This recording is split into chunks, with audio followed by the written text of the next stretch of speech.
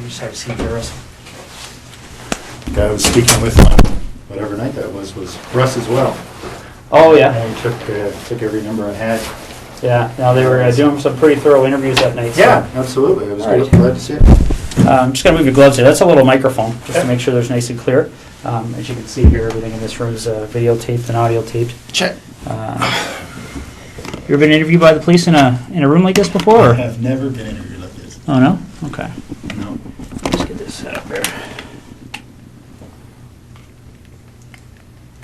I guess the closest interview by NIS for top secret clearance. Oh, yeah? All right. Well, again, Russell, I appreciate coming in. An investigation like this, I mean, I'm sure you can appreciate it's been big news, especially down Belleville way. And, you know, obviously our approach to cases like this is that we don't give up on somebody being alive until we get evidence that they're not. So because of that, we're treating Jessica's case as an emergent situation, obviously.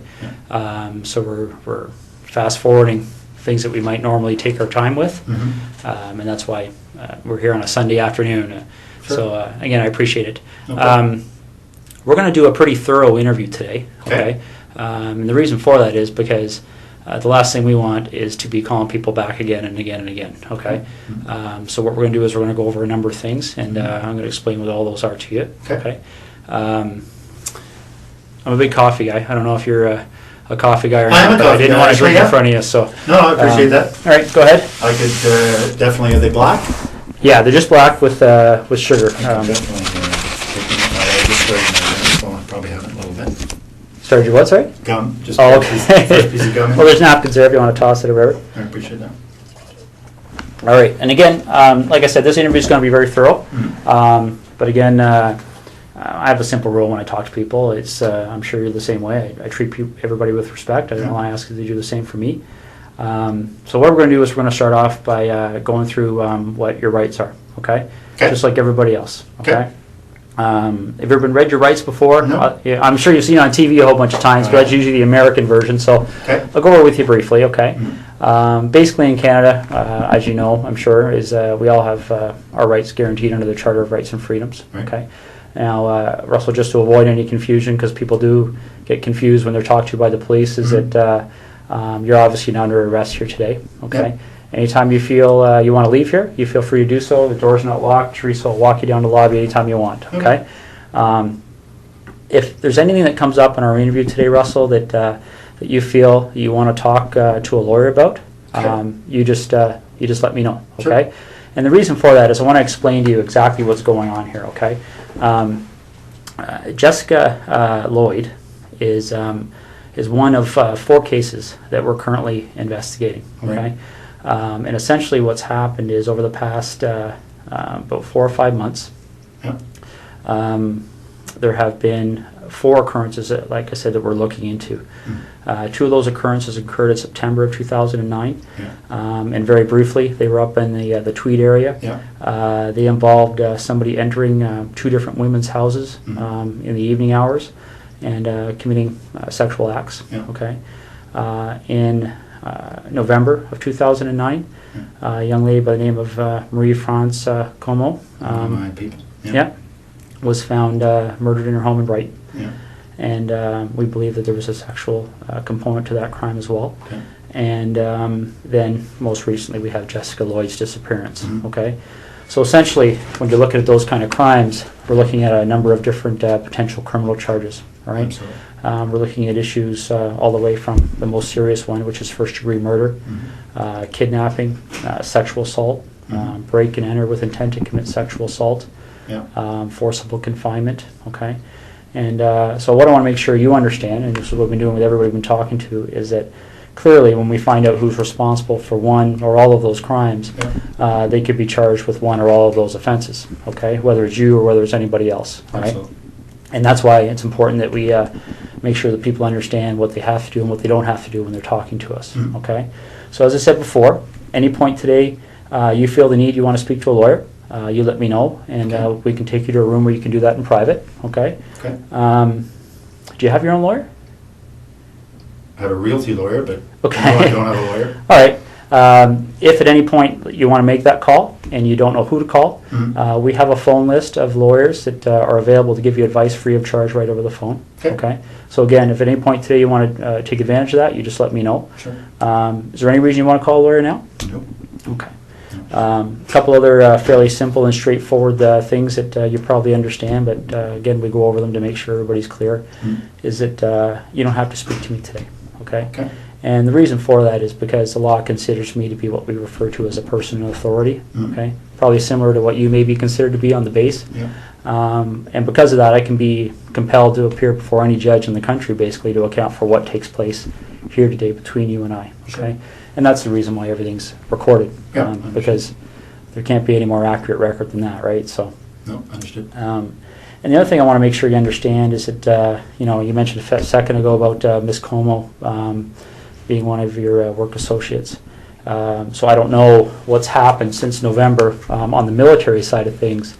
But what we want to make people clear on is that if you have been spoken to by any person in authority or any police officer about any of those cases, I don't want what they may have said to you to make you feel influenced or compelled to say anything to me today, okay? Whatever you might have felt influenced or compelled to say to them earlier, you don't have to repeat it to me and you don't have to say anything further, okay? But obviously what you do say, you know, for the third time is being recorded, right? So. Understood. These first two attacks happened not that far from my place in Tweed. Well, the second one did. Yeah. We didn't even know the first one had happened, but I understand that was reasonably close as well. But the second one was very close. Yeah. So certainly at the time, the OPP did a door-to-door. Yeah. Within a couple of days, probably the same night. So I spoke with a couple of guys then. Okay. Yeah, and I'm aware of that from looking at the different cases. And essentially, Russell, in a nutshell, that's what we wanted to talk to you about. Okay, those four cases are of concern to us, and you know, you've kind of almost hit the nail on the head about some of our issues that kind of make us want to talk to Russell Williams. Okay, because essentially there was a connection between you and all four of those cases. Would you agree? Geographically, and then I guess I drive past. Yes, I would have to say there's a connection. Yeah. Yeah, and that's why I'll be quite frank with you. That's why things kind of evolved when the officers talked to you on Thursday night. Okay. We kind of went from there because when I think you discussed with them the fact that you were a colonel at the base. I was in uniform at the time, so. Yeah, so pretty obvious, right? Yeah. So essentially, then the connection with Ms. Como was made, and I believe you're a door or two down from one of those two incidents in Tweed. 3 doors down, yeah. Yeah. Very close, absolutely. Yeah, exactly. So those are some of the issues we wanted to discuss with you. Yeah. Okay. So just getting back to these four incidents that we're talking about. Maybe you could just give me a little bit of history as to your arrival in the base in Trenton. When did you start working there? Friday on the day I was.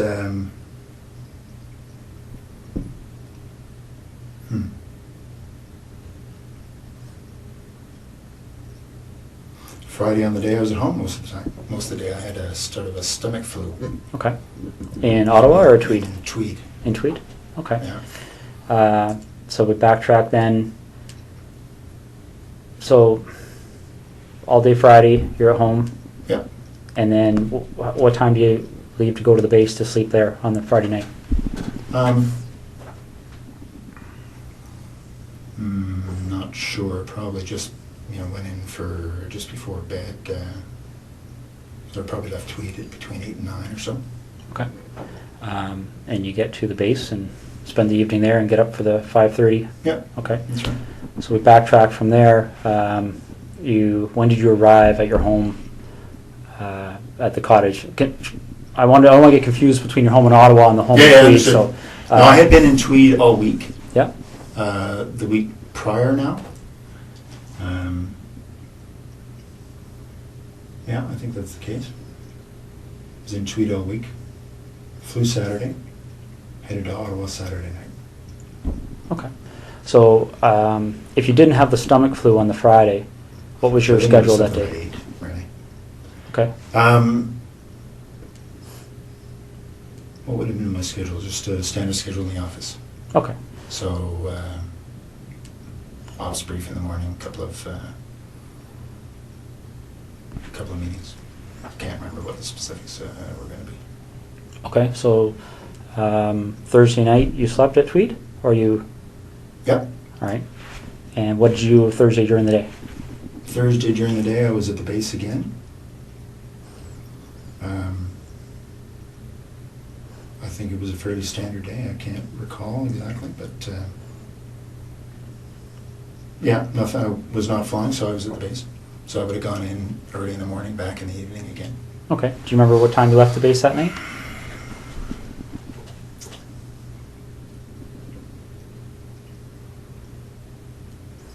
I don't remember anything peculiar, so I would say, I don't know, probably 7 to 9, somewhere in that range. Okay. And that's when you left? Left the base, yeah. And what That's a 45-minute transit. So 45 minutes home? Yeah. Okay.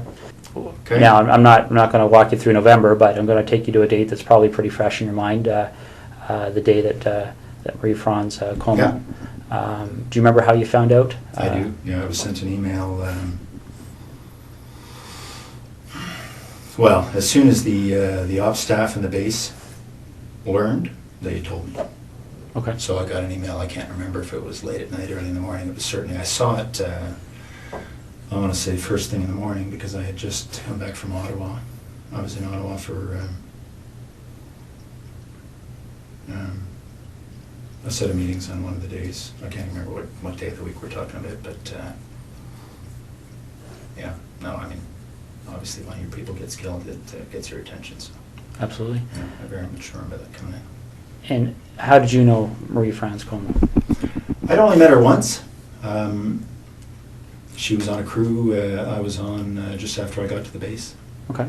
So I can't even remember. I think it was a one-day trip. I did a number of trips in Canada, transporting our troops, sort of first leg out of Edmonton.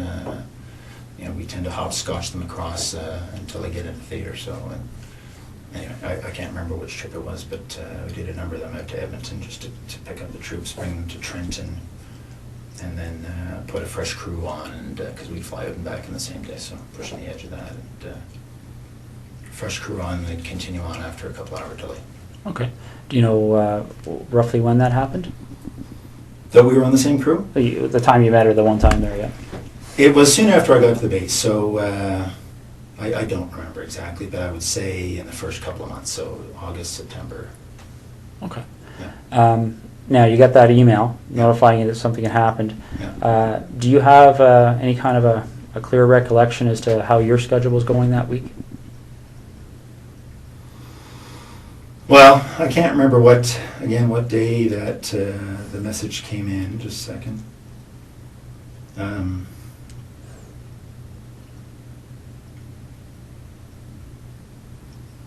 No, I can't remember what day of the week, but I'm just thinking there was a whole bunch of activity spun up as a result, obviously. No, I can't remember the day of the week.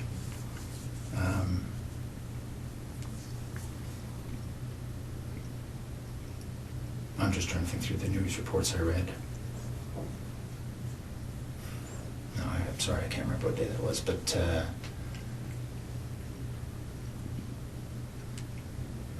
what we learned after the fact was that the MPs had learnt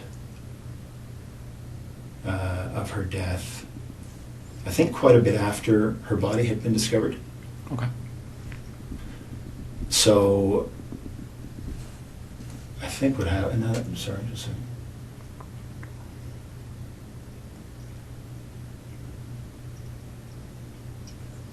Okay. So I think, if I remember correctly, the MPs learned late that evening. Can't remember when, obviously, her body was discovered. It was probably in the news reports. But so they learned, and then they passed it to ops, so they immediately passed it to me. Okay. The MPs work for the wing operations officer, so they go through their chain of command, and then as soon as the duty watch officer had that information, she advised me. Okay. So again, that along particular with, week. along with some others. Right, right. I'm sure it spread like wildfire. Yeah, absolutely. So that particular week, do you have any recollection? Well, for instance, when you got the email, Yeah. do you remember where you were? I was at home in Tweed. Okay. Yeah. Do you remember if that was a week that you were reasonably stable in Trenton, or had you flown? No, over? I had been in Ottawa. I had been in Ottawa early in the week for some meetings over in Gatineau for one of the, it's actually for the C-17 acquisition. I was project director when I was here in Ottawa for that, so just some follow-up stuff for that. Okay. So I had been here at some point in that week. Again, I can't remember how the days all fell together, but I seem to remember that I got this word shortly after having come back from Ottawa. It seems to me it was the same week. So if we were to do a similar investigation in your background, is there anything you can think of that anybody may have misinterpreted, or anything in your history that somebody might say Russell Williams Absolutely did this? No. Okay. Be very boring. What's that? It'll be very boring. All right, because essentially that's what I'm looking at. Is it? You seem like a very intelligent person, and I think you can see how a surprise like that would certainly set off Absolutely. some alarm bells in our There's investigation, right? Okay. Yeah. So the next thing we need to cover off is, well, I'll just ask you this straight out. Given the types of crimes we're investigating, do you get much chance to watch television shows, CSI, things like that? I do watch, I prefer Law and Order, but I do watch CSI occasionally, yes. Okay. So you have an idea of, obviously, the forensic capabilities, things like that are out there.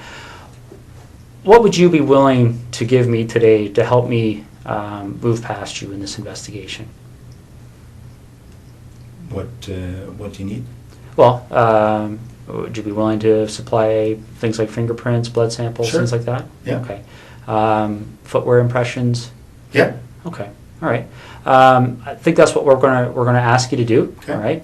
Now we have a process we have to go through to do that. Okay. And for the blood sample, I don't take the blood sample. We have specially trained officers that are trained to do that. Okay. I'm going to step out and make sure they're still available. Can I assume you're going to be discreet? It's possible. Yeah. Because this would have a very significant impact on the base if they thought you thought I did this. Well, bottom line, Russell, that's one of the reasons we're here on a Sunday afternoon. Okay. The military certainly be of great assistance to us, especially in relation to Miss Como's investigation. Mm-hmm. So that's certainly one of the things that went into our decision to give you a call at home today and see if we could deal with this today. Okay. So, okay.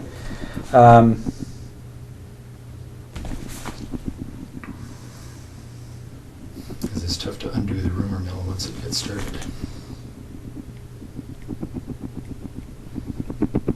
But I appreciate that. Okay. Now that you've had some time to, I know we've been throwing a lot of things at you here, but now you've had some time to think about things. Is there anything that you're concerned about that buccal swab matching in any of those 4 residences? Is there, I guess, let me explain you what I'm getting at here, Russell, okay? This is a significant investigation, as you can well imagine. Yeah. That DNA is going to be significant in our investigation, both quite possibly to help you, quite possibly to help us. Understood. I don't know yet. I don't know what the result is yet. Mm-hmm. And I'll go back to the example I gave you because it's a very similar issue, I think. And you talked about the idea of discretion here. Okay. Mm-hmm. You talked about the idea that I think hopefully you appreciate the fact of how we approached you here. Yeah, absolutely. And essentially, we have no issues with that. Okay. We talked recently about the whole idea of any unusual sex acts in your history. Mm-hmm. But another thing that can often happen in cases like this is that people become concerned about things like extramarital affairs, indiscretions along those lines. Mm-hmm. Is there any contact that you may have had with any of those 4 women that you may not want your wife to be aware of? Anything like that that we should know about to try and explain why if your DNA is found, it would help us understand why it may be there. Absolutely not. Okay. Can you think of any reason why we would find your DNA in any of those residences? Let's focus on, well, for instance, I believe, let me just check the name there, make sure I've got the right address. Talking about the house that was just a couple of doors down from you there in Tweed. A couple of doors down was Lori. I don't know her last name. I don't know. Mazzacati? I don't even know what her last name is, but there's the woman down the road, 3 doors down. Yep. Her name is Lori. I don't know her last name. All right, let me just make sure we're on the same page here.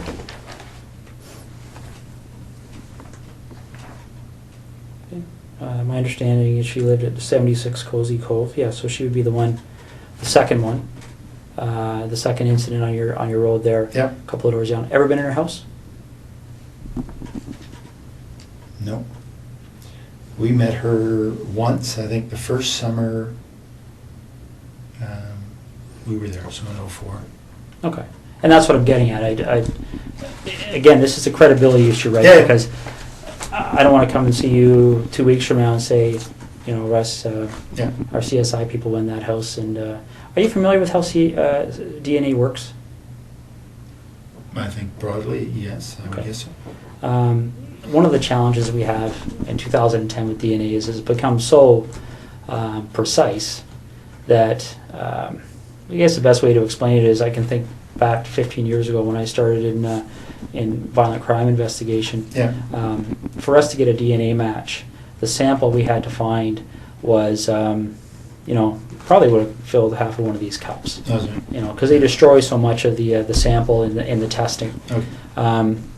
Essentially, DNA has become more and more precise to the point where when you and I walked in this room earlier today, we could have sat down, talked for 30 seconds, walked out. CSI officer could have come in 3-4 days from now, did some swabs here, and he would have found your DNA and my DNA, and probably a lot of other people's DNA. Sure. A little bit gross to think about, but essentially, as we talk, a little bit aspirate comes out of our mouth that contains our DNA, or or our skin cells contain our DNA, and that's what I'm getting at. If you were ever in Lori's residence, quite possibly, quite innocently, your DNA could be in that residence. Has there ever been a time you've been in there? No. Okay. What about the other lady down the road on? I hadn't even heard that name, so no, I don't actually know who that was. Okay. Have you ever visited Marie France Como at her residence? No. Okay. All right. So you're quite positive there would be no reason why your DNA would be in any of those 3 locations. Okay. Did you know Jessica Lloyd even in passing for any reason? No, I didn't hear her name till it was on the news. Okay. And the reason I'm asking that is because I know you were asked that question on Thursday night, and sometimes what we find, and again, this is one of those situations that can sometimes cause us to get in a lengthy investigation as somebody that maybe doesn't deserve it. But what can happen sometimes is somebody gets stopped by the police like you did, and they get asked that question, and people, when they're stopped by the police, they can be nervous, okay? So they blurt out an answer, and then they start driving away, and they go, oh, why'd I do that? Because the problem is that once they get asked again, then they feel compelled to maintain that answer for fear that if they change their answer, somebody could find it. You understand what I'm saying? I do. Okay. So I want to make sure that's not happening here. I don't care what you said to the officers on Thursday night last week. If there's any communication or contact between you and Jessica Lloyd, you've seen her picture, right, around town? Yeah, absolutely. Okay. Ever seen her before? I don't. No, I would say I have not. Okay. All right. All right. And you mentioned something about doing some renovations at your property in Tweed there. I think you said something earlier about tearing up carpet. Correct me if I'm wrong, but oh yeah. Okay. When did all that happen? In 2004 or 5. Okay. Any recent renovations? No. Okay. All right.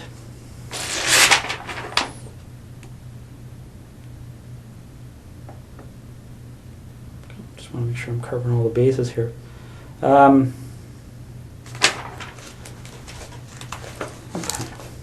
What kind of tires do you have on your Pathfinder? I think they're Toyo. Okay. Do you know the brand name, or sorry, the I think that make? is I don't. Sorry, the make is Toyo. Yeah. I don't know the model. Okay. Just see, I'll read this off to you, see if it rings a bell.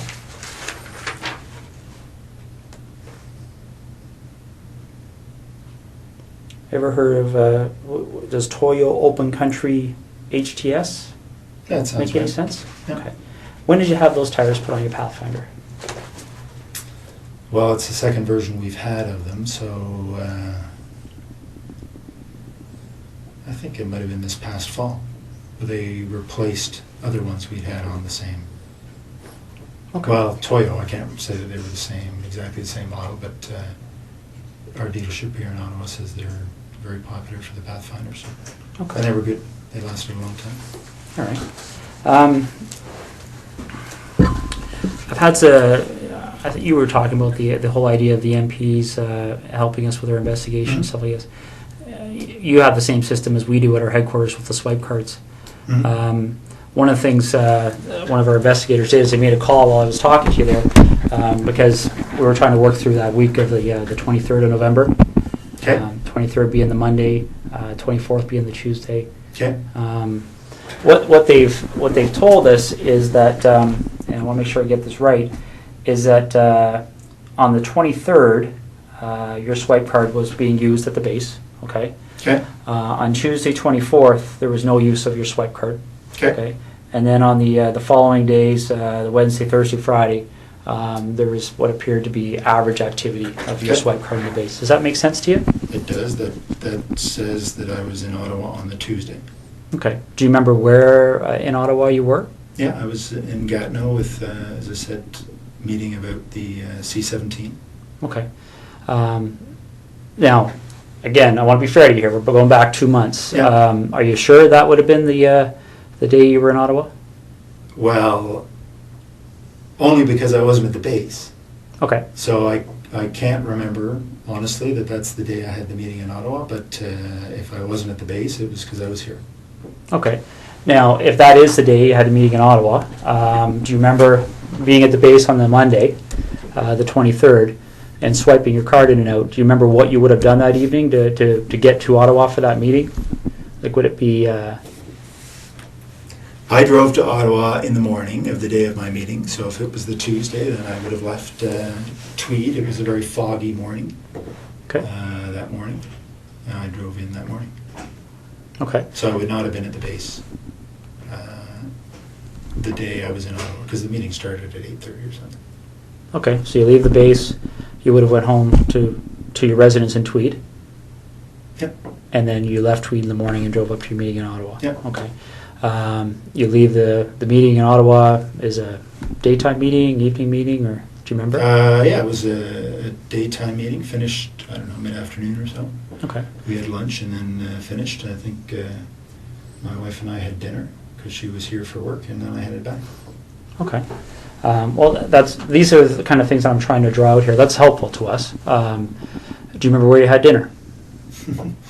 Well, I don't remember exactly the restaurant, but it was in Westboro because that's where our house was being built at the time. So we had dinner, in a restaurant that we would expect to be able to frequent once the house was finished. Okay. Remember how you paid? One of us would have paid by MasterCard. Yeah. Okay. Are you sure about that, or? Pretty sure. That's normally how we Okay. pay for meals. All right. Can't remember if it was me or my wife that paid, but one of us. Okay. And do you remember which restaurant it was again? No. Okay. All right. And you see what I'm getting at, right? I mean, that can be very helpful for us because if we can track that issue, right? Yeah. We can put somebody paying for a meal at a location. Well, with a I was credit card. meeting with 15 people or so that day. So Okay. And what time did the meeting end? I would say between 3 and 4. Okay. And are you sure that that's the same day you went out with your wife? Well, I think so. Yeah, because she was here, and I think that was the day we went to this restaurant in Westboro. Yes. Okay. You finished dinner, and do you remember what you did that evening? I would have driven back to Tweed. Okay. And you would have... Now, again, I know we're talking 2 months ago here, but do you Yeah. remember specifically having dinner and then driving back to Tweed, or do you remember, are you just guessing here?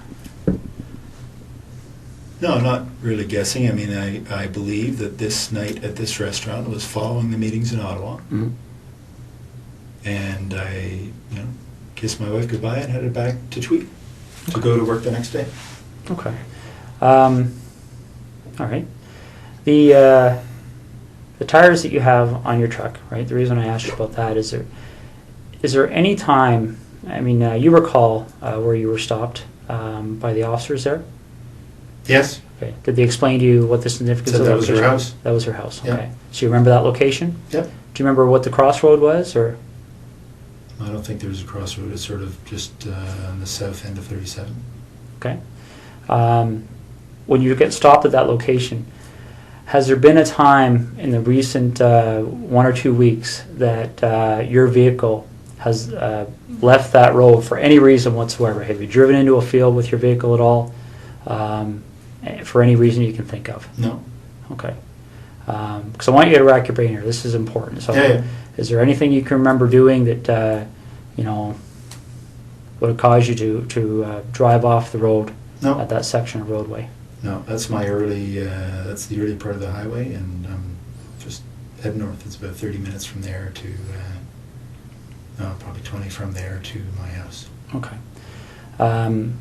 Would it surprise you to know that when the CSI officers were looking around her property, that they identified a set of tire tracks to the north of her property? Looks as if the vehicle left the road and drove along the north tree line of Jessica Lloyd's property. Okay. Okay. They took they examined those tire tracks, and they have contacts in the tire business. Obviously, tire tracks are a major source of evidence for us. Sure. Shortly after this investigation started, they identified those tires as the same tires on your Pathfinder. Really? Yeah. Okay. Okay. One of the other things that they do to try and identify the type of vehicle that may have left those tires, well, is they do two things. They talk to witnesses. Okay. There was a female police officer that actually drove by that location that evening and recalls seeing an SUV type vehicle in the field to the north of Jessica Lloyd's house, consistent with a Pathfinder. Okay. Could maybe consistent with other things, but consistent with a Pathfinder. And they what they also do to try and identify the type of the vehicle is they look at what they call the wheelbase width. Okay, because different vehicles, different makes, models have wheelbase width, so they can take those two sets of tire tracks, measure the distance between them. Okay, and determine what the width is. Sure. And then they can enter that into a vehicle database, and it will spit out the types of vehicles. Yeah. Okay, your Pathfinder's wheelbase width is very, very close to the width of the tires that were left in that field. Okay.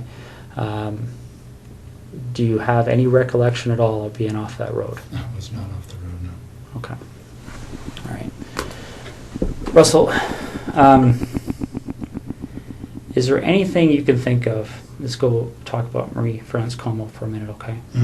Is there any reason at all you can think of that during our investigation, obviously we're searching computers, things like Blackberries, right? Electronic devices, looking through houses for things that are in handwriting, written notes, diaries, things like that. Now, I'm not at liberty to tell you what the content was, but is there any reason at all you can think of why Marie-France Como would have specifically referenced you in some of her writings? Not at all. No? No, absolutely not. Okay. Is there anything that she ever said to you that led you to believe that there might be something more than a passing interest with her towards you? Not at all. No, we spent, one flight together talking. I'd go back occasionally and talk. No, if that's the case, that's very surprising. Okay. All right. You have any questions for me right now? No. Okay. I'm just going to step out and see how things are going, okay? Okay. I mean, it is a Sunday, but there's probably 60, 70 people working on this file, so there's a lot of things happening. Sure. So let me go out and see what's happening, and then I'll come back in and we'll hopefully continue, okay? I told you when I came in here that I'm going to treat you with respect, and I've asked you to do the same for me. We talked about the whole idea of how we've approached you here, okay? The trying to be as discreet as possible, okay? But the problem is, Russell, is every time I walk out of this room, there's another issue that comes up, okay? And it's not issues that point away from you, it's issues that point at you, okay? And I want you to see what I mean, all right? This is the footwear impression of the person who approached the rear of Jessica Lloyd's house on the evening of the 28th and 29th of January, okay? All right?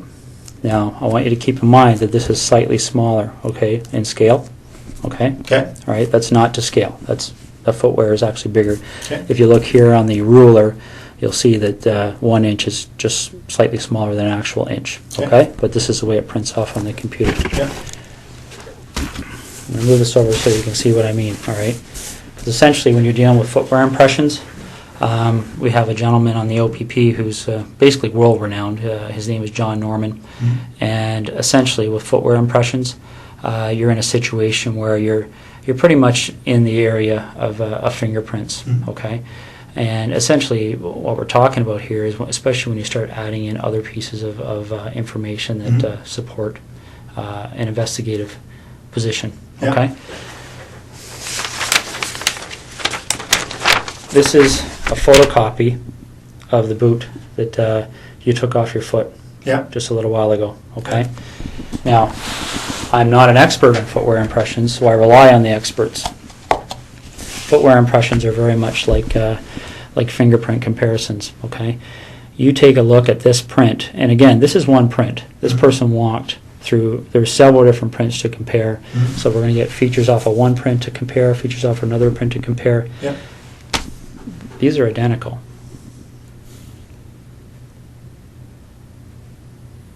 Okay. Your vehicle drove up the side of Jessica Lloyd's house. Your boots walked to the back of Jessica Lloyd's house on the evening of the 28th and 29th of January. Okay. You want discretion. We need to have some honesty, okay? Because this is getting out of control really fast, Russell. Okay, really, really fast.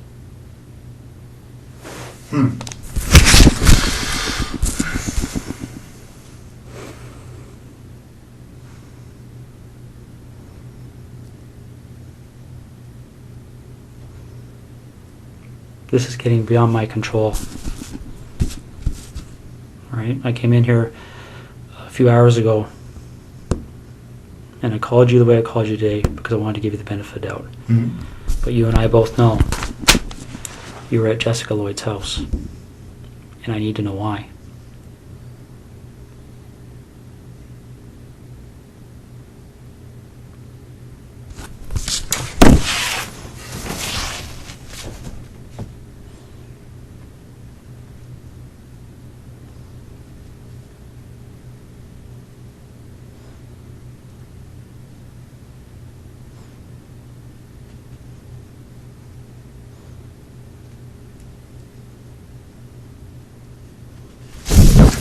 I don't know what to say. It's Well, you need to explain it because this is the other problem we're having, Russell. Okay? Again, these decisions are made by me. Right now, there's a search warrant being executed at your residence in Ottawa. Okay? So your wife now knows what's going on. There's a search warrant being executed at your residence in Tweed, and your vehicle's been seized. Okay? You and I both know they're going to find evidence that links you to these situations. Okay. You and I both know that the unknown offender mailed DNA on Marie France Comeau's body is going to be matched to you, quite possibly before the evening's over. Okay. This is a major investigation. The Center of Forensic Science is on call 24 hours a day helping us with this. Your opportunity to take some control here and to have some explanation that anybody is going to believe is quickly expiring. Okay? We're applying, the investigators now applying for a warrant to search your office.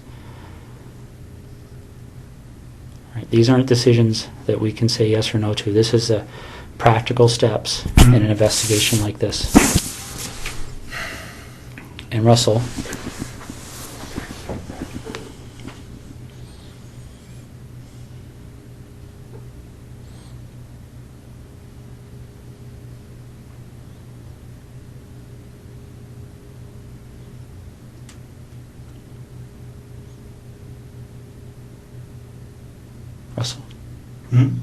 listen to me for a second, okay? When that evidence comes in, when that DNA match, when that phone rings and somebody knocks on this door, your credibility is gone, okay? Because this is how credibility works, all right? And I know you're an intelligent person and you probably don't need to hear this explanation, but I also know your mind's racing right now, okay? Because I've sat across a lot of people in your position over the years, okay? The bottom line is that as soon as we get that piece of evidence that solidifies it, DNA, okay? As soon as the expert in footwear impressions, the expert in tire impressions calls and says, yes, I've examined those and they're a match, it's all over. Because as soon as that happens, where's your credibility? Where's your believability? You're just another, and again, don't take this wrong, okay? But you can see if you step outside this room in your mind and imagine how people are going to view you, okay? If the truth comes out after the clear evidence is presented to you, when you finally go, okay, I'm screwed now, what are we going to do?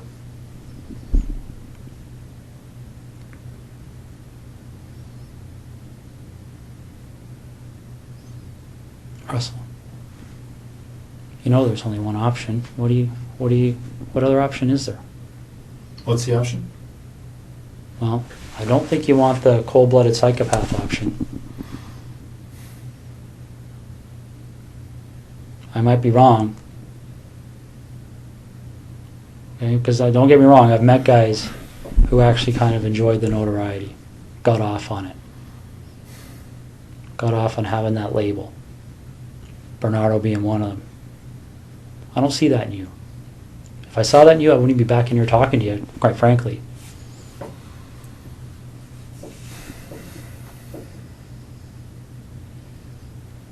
But maybe I'm wrong. Maybe you got me fooled. I don't know.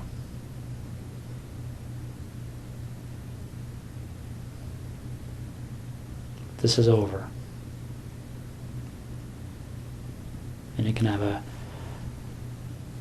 bad ending where Jessica's parents continue to wonder where her daughter's lying.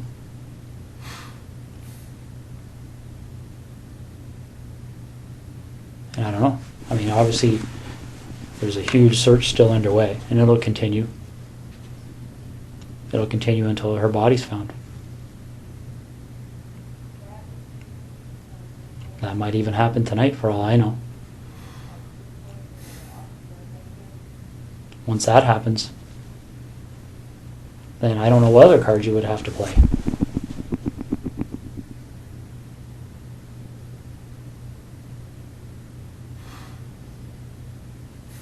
What are we going to do?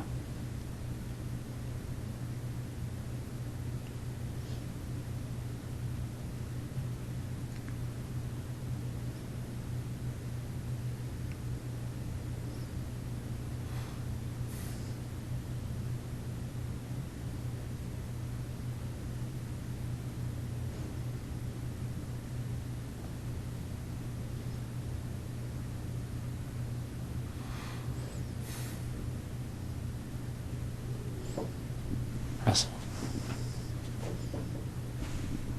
what are we going to do?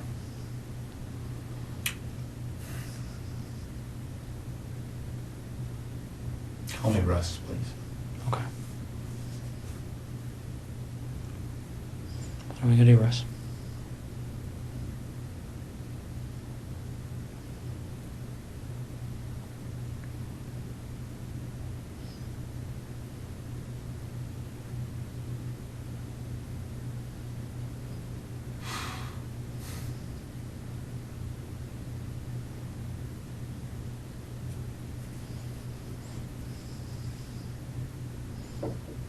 Is Jessica somewhere we can find her easily?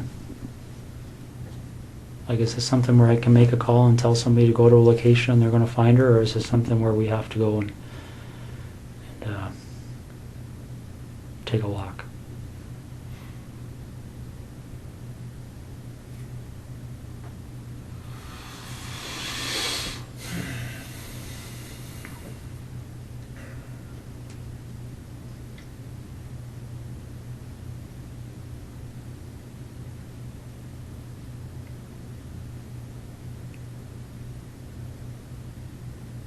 Which direction are we heading in here?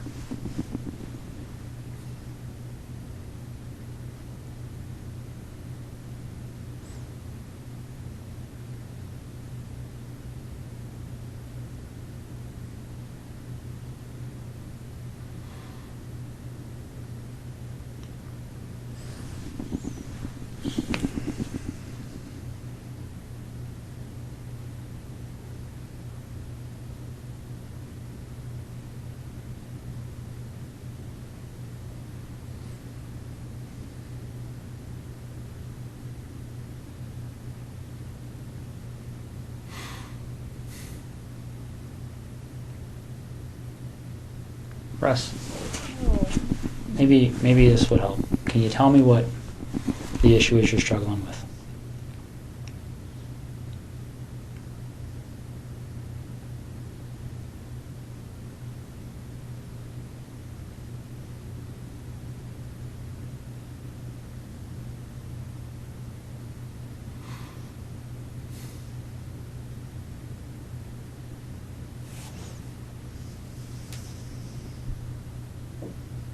What's the issue you're struggling with?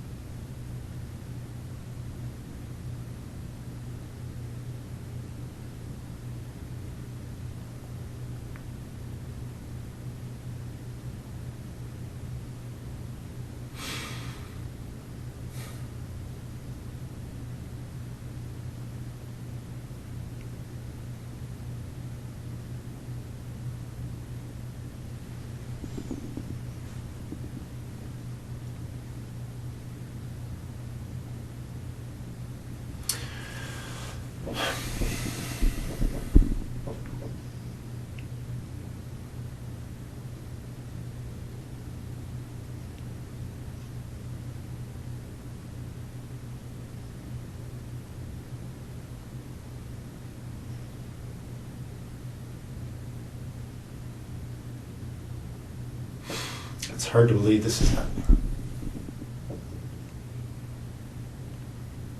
Why is that?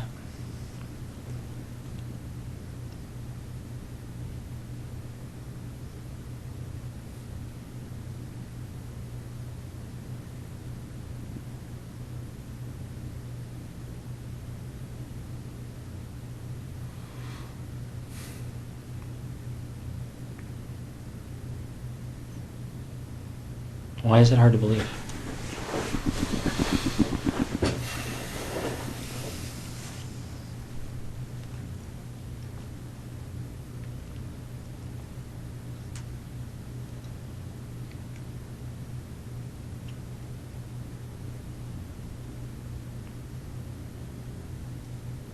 It's just hard to believe.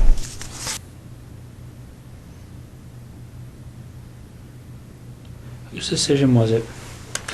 And we're going to find out the answer to this anyway.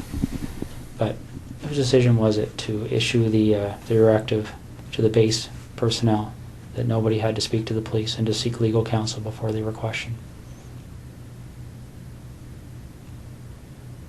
I don't think that was... My understanding, that direction came from somebody that reports to you. What do you think they're going to say, Well, Russ? no. What do you think they're going to say? All right, and let's step back for a second here, okay? I really don't think it benefits you or makes you look any better to start debating the little issues, No, okay? but that is news to me. Okay. I have a legal officer that reports to me Yeah. who may have given that direction. Okay. But that's the first time I've heard it. If that's true, Okay. that's the first time I've heard that. All right, and that may be the case, but how does it look? Right? We're not even dealing with something that's really even evidence because it's not needed. I mean, when No, you no, have but when you that- have DNA and all this other stuff, that's not even. What really was the an issue. direction? I don't recall, but it was something along the lines of telling the people on the base that they weren't required legally to speak with police and they should seek legal counsel before they decided to speak. But Okay. Well, if that was actually said, it would not have been to the base at large. It may have been to the individual, the boyfriend who is the suspect. okay, That- my understanding it went out to all personnel. No, absolutely. Maybe no, only under your command. I don't know. It didn't. Okay, okay, that's I fine. didn't ever see it. That's fine. Now let's get back to the issue. What's that? So you talk about perception. My only two immediate concerns from a perception perspective are what my wife must be going through right now Yeah. and the impact this is going to have on the Canadian Forces. Where do we go?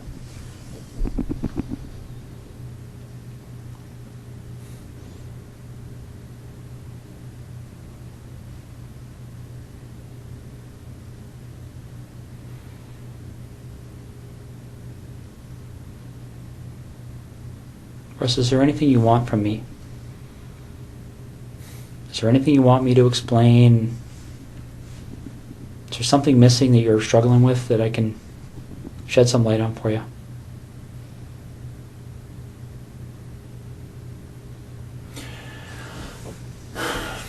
I'm struggling with how upset my wife is right now. Russ, what are you looking for?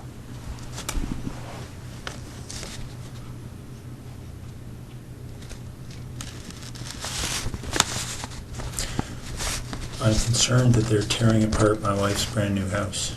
So am I. But if nobody tells them what's there and what's not, they don't have any choice. Computers will be brought to Microsoft in California. They'll be picked apart.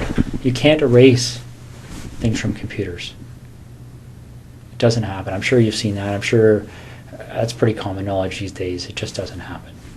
They sell programs that to try and help people clean their computers of stuff, and our guys are pulling that stuff out all the time. The FBI is pulling that stuff out all the time.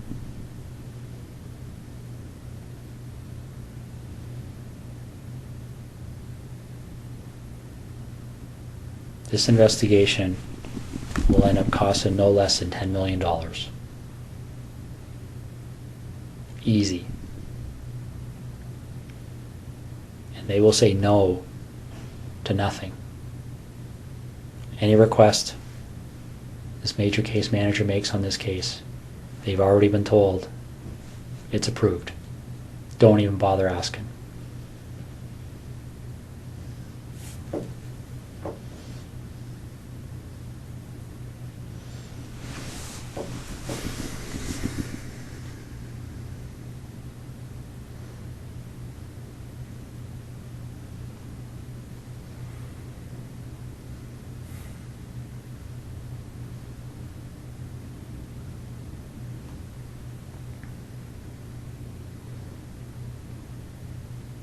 So what am I doing, Russ?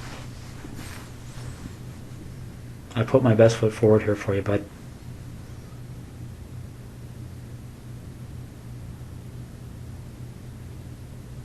I really have. I don't know what else to do to make you understand the impact of what's happening here.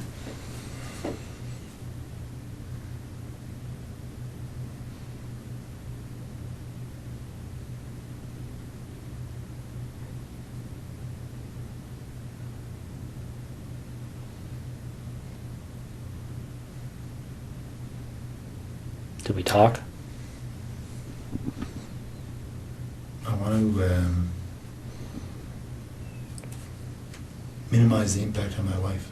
So do I.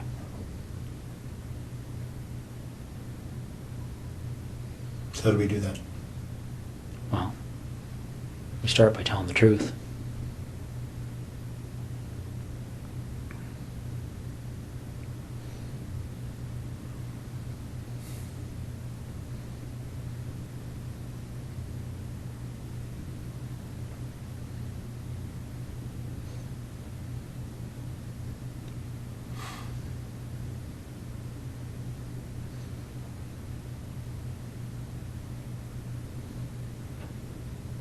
Okay. Okay.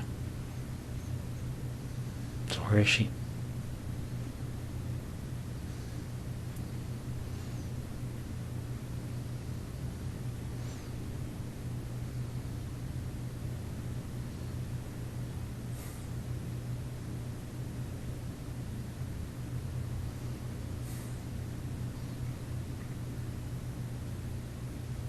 Get a map. Is she close to where she lives? I've got maps of that general area.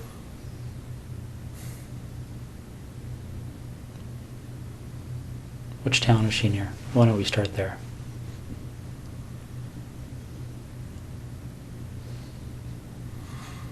I'm not sure if you give me a map of that covers Calabar down to the highway and over to Tweed and south, I'll show you. Let me see what I got here. I might have something.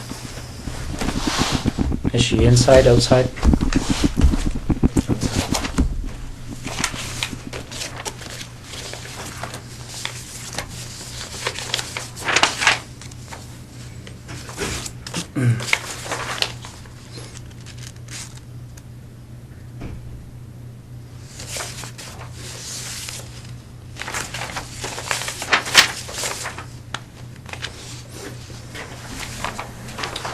It's probably the biggest area I have there, Russ. Yeah, you need more. You need a real map. So where am I going on here to get to her? In this block here. Okay. So you're pointing to. A detailed map of that area, and I'll show you where she is. Okay. Is she close to a road? Yep. All right. Is it something where is she buried, or is she somewhere where if you walk there you would fairly easily see her? It's here. Okay. So she's south of 7, east of Tweed, Mhm. west of 41. Mm-hmm. And what's this road here? Not sure. Neither am I. Okay. I'll be right back, okay? Do you want any water or anything? Sure. Okay, I'll be right back. How long has she been there for?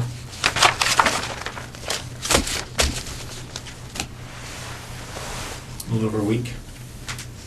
Was it fairly quick from the time she left? Friday night. Friday night? Yep. So where was she between Thursday night and Friday night? In Tweed. With you? Yep. How long was she alive for?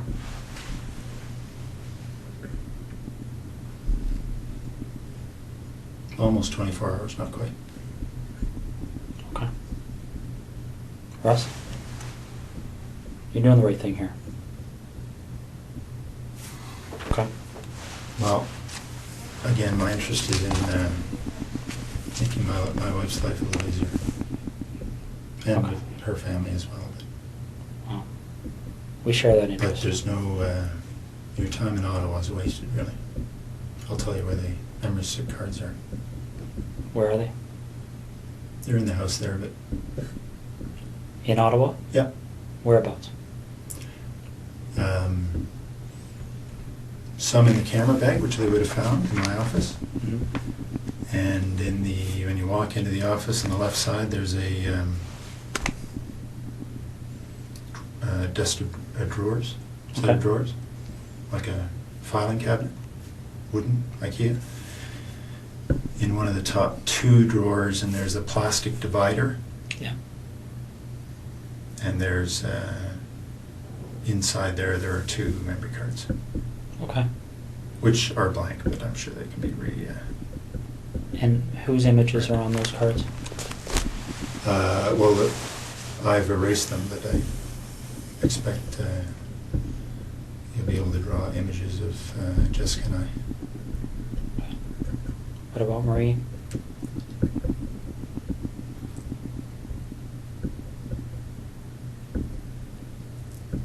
There may be images on there as well.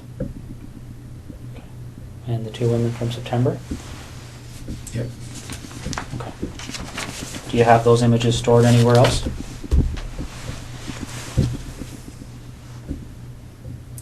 Yeah, there are 2 hard drives in the house in Ottawa.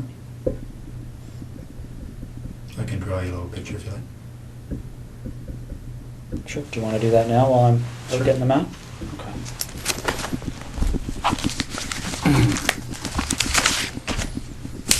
Want anything to eat or anything? Leave that with you. Okay. Sure.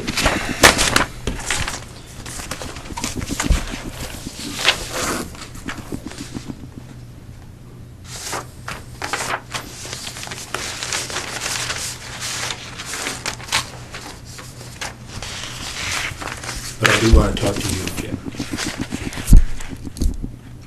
That's the plan. Okay.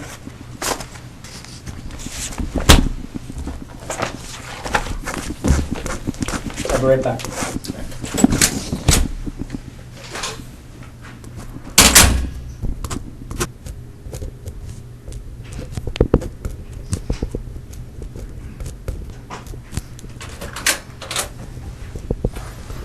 How you make it up there? Thank you. Okay, make it up. All right.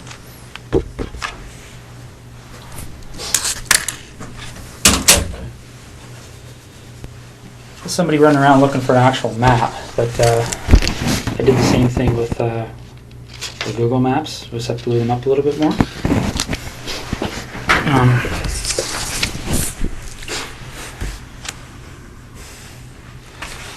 This is the biggest of the area.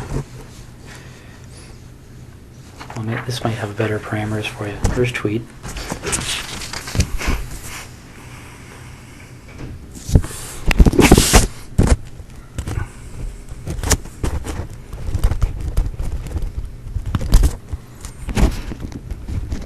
.7 kilometer from this intersection on the side of the road.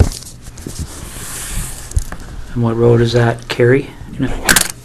South of, can't read that word.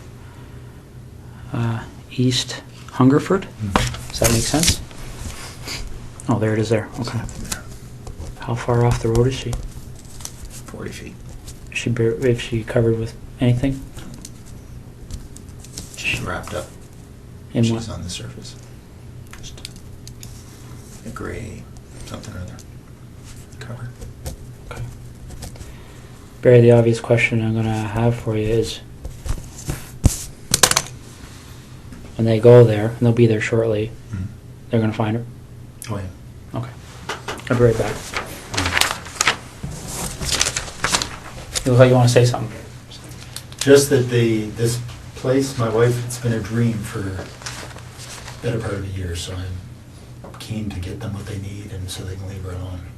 Okay. Well, we're going to do our best to keep that as low key as possible, okay? What do you want to talk about? It's pretty wide open now, eh? Yeah.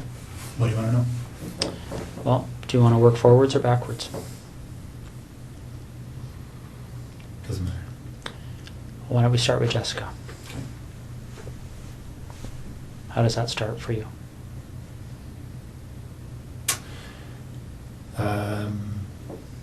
I saw her in her house on her treadmill. Wednesday night, I guess. Then I noticed she wasn't there Thursday. So I got into the house to look around.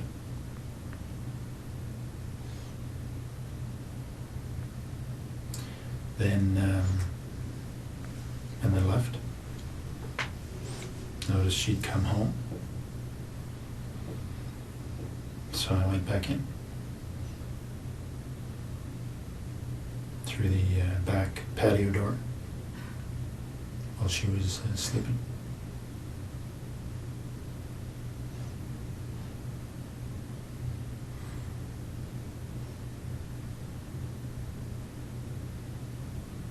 Okay. So I woke her up.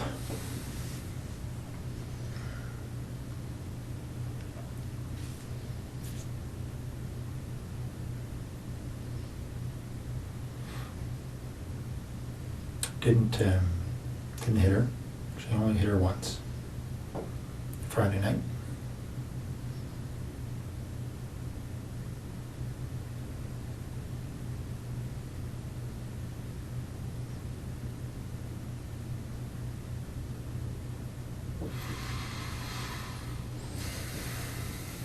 Okay.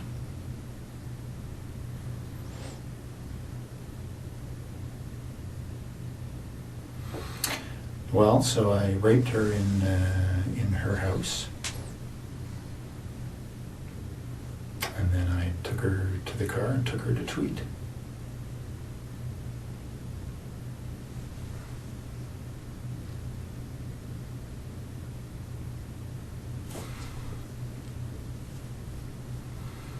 And spent the day in Tweed.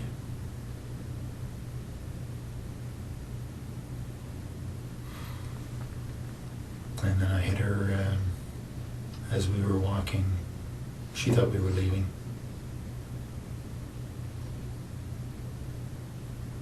Hit her on the back of the head.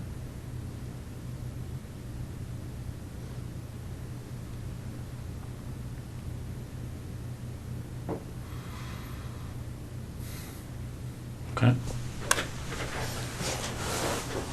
Anything particular? Well, what did the hit on the back of the head do?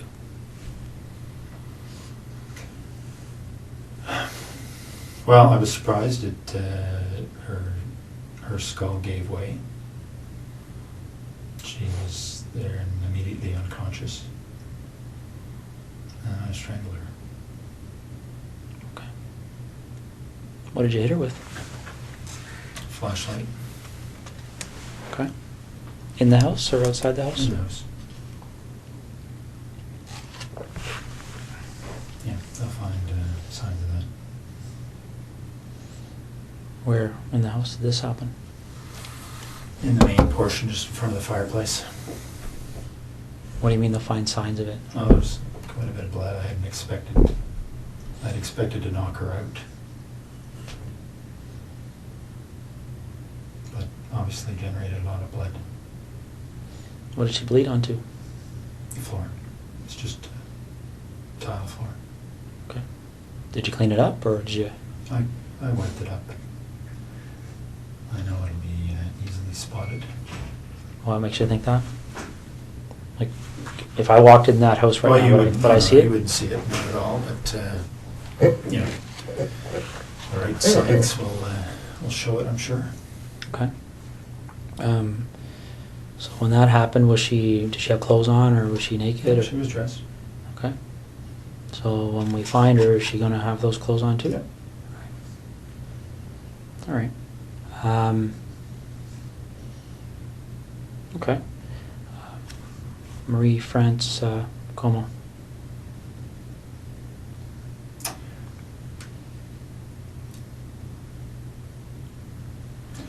There was an open window in the basement of her house when she was away.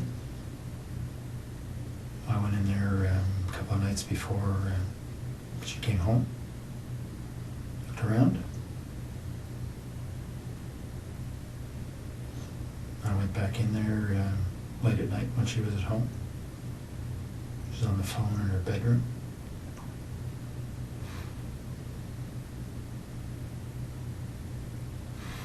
She actually discovered me in the basement. She was trying to get her cat to come upstairs, and the cat was in the basement, had seen me and was fixated on me in the corner. She couldn't get the cat up, so she came downstairs to try and get the cat, and I'm not sure why she came over to me. I guess the cat was staring at me, and she was wondering what the cat was staring at. The lights were on.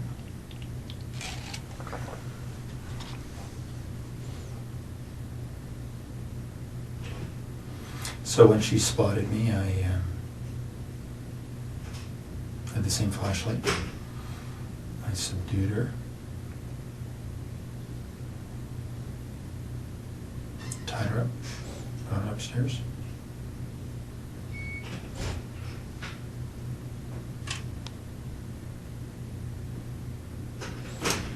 And strangled her later in the morning. Well, more suffocated her. Right. Some tape.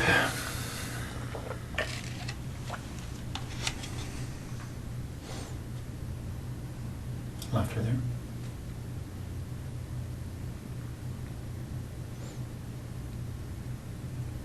How did you subdue her? And when you say subdued her in the basement, what did you do? Well, I had the same flashlight, and you know, she saw me right away. So it was just I hit her a couple of times and around her head, try and knock her out. Didn't, but she was bleeding a little bit.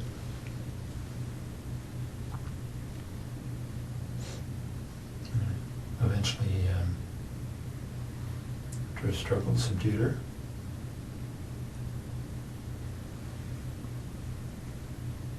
Okay. Any blood from that struggle? Oh yeah. No, not a whole bunch, but a flashlight did break her skin a couple of times. Okay. What area of the basement did that take place in? I was hiding behind the furnace, so she spotted me right there. Okay. Did she recognize you? No, I had stuff on my face. Okay.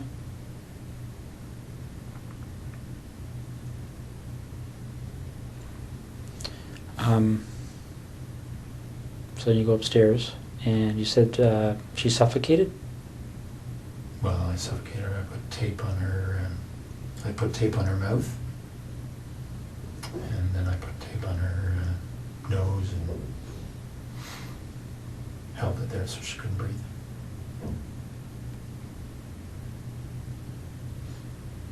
Okay. What kind of tape was it? Duct tape. What happened to it? Well, I took it with me and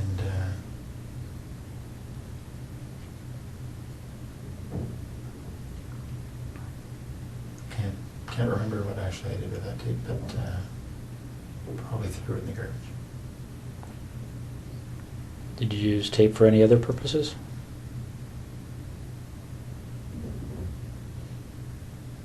No. Okay. Did she ever recognize you through this whole episode? No. What did you say you had on your face? I had just a cover for my head, just a sports pullover type, like just a little cap kind of thing. Okay. Just a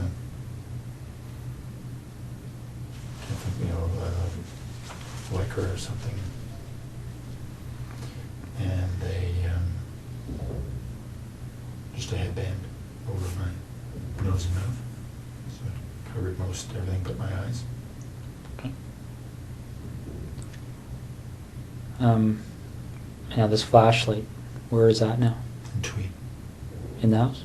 Yep. What kind of flashlight is it? It's a red 3 double D. I'm not sure what brand it is, but it's a metal, one of these aluminum. It's like a big, I can't remember what brand the little, aircraft aluminum flashlights are. You see a lot of them. Anyway, it's a bigger one of those. Did you take anything out of Marie France's house or Jessica Lloyd's house? Yeah, some of their underwear. Okay. That's all. And where is that?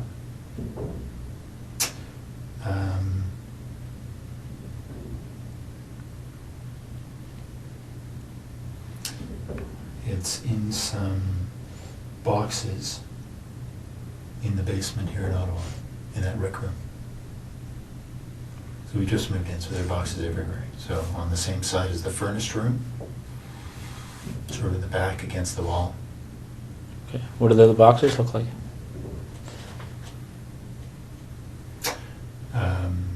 I think one's a scanner, the box for my scanner. Mm-hmm. They're all right next to each other, so a quick look through the boxes there will find it. Okay. How much underwear is in those boxes?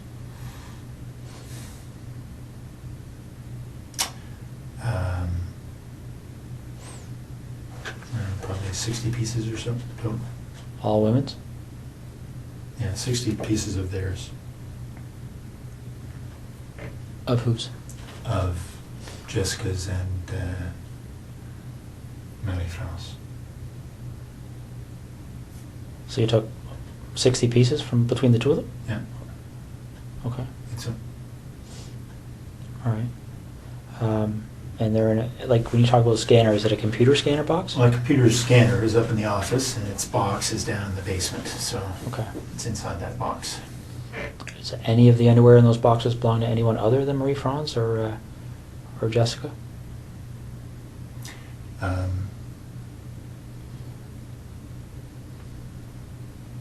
Yeah, there's some from each of the other two women. Okay. Why don't we talk about those two women? Mhm. So the first one happened on the 16th, and I don't know why I can't recall their names, but the lady that was lived closer to you. No, Lori was closer to me. Okay. So the first one, Mhm. I had just spotted her from our boat, actually. I got into the house while she was asleep, noticed that she was alone.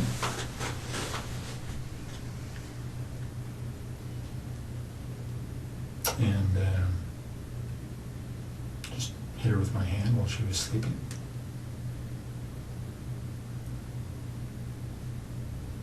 Subdued her.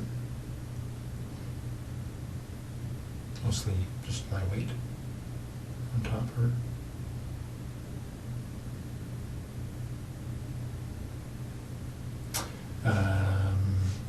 Had her take off her pajamas. Took some pictures. Took some of her underwear and left.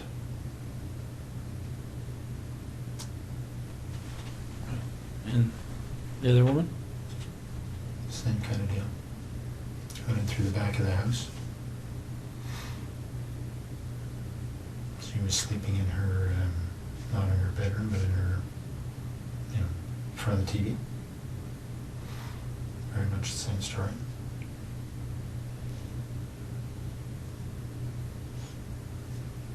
Anything different about that story?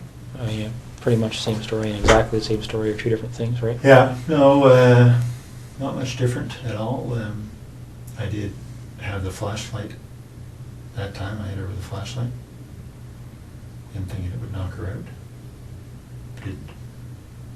So, and I subdued her with my weight. Took off her clothes, took some pictures, and left.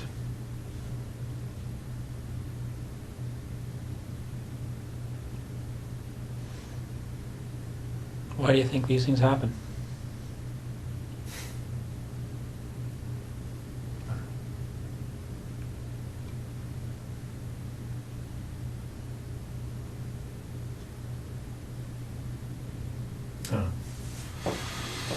Have you spent much time thinking about that? About why? Yeah. Yeah.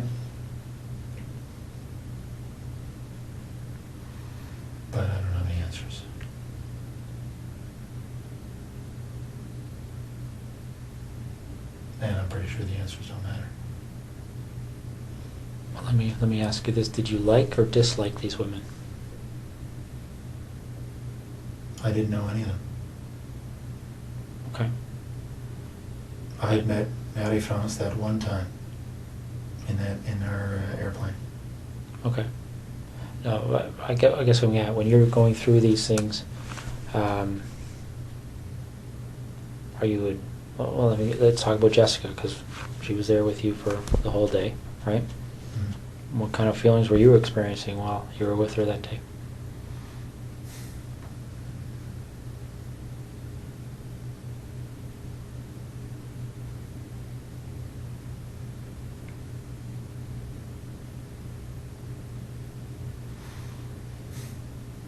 Oh, she was a very nice girl.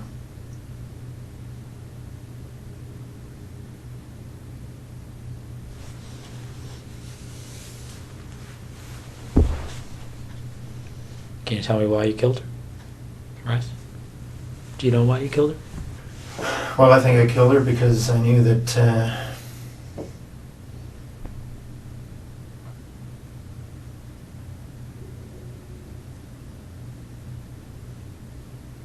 her story would be recognized.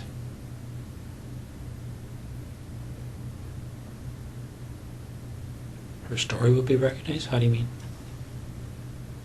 Well, because she knew I was taking pictures. Mm-hmm.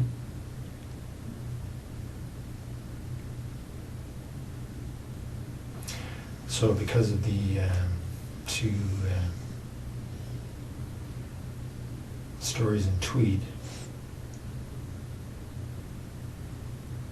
that would have been a fairly,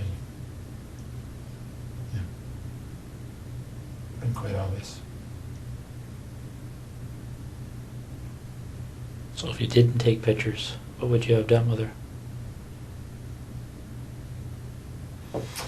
I don't know. I mean, she's at your house, right? Well, let me ask you this. Is it 2 lived, right? And 2 died. What was the difference in your mind between? Well, the attention the first 2 got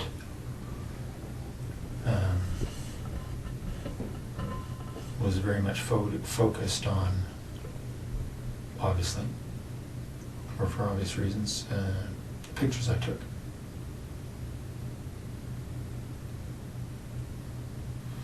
So anybody else telling stories about pictures, right, would have been a fairly straight line.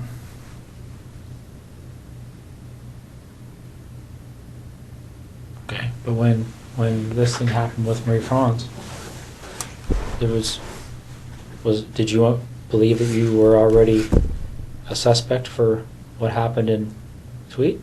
No. So what were you concerned about? Well, because I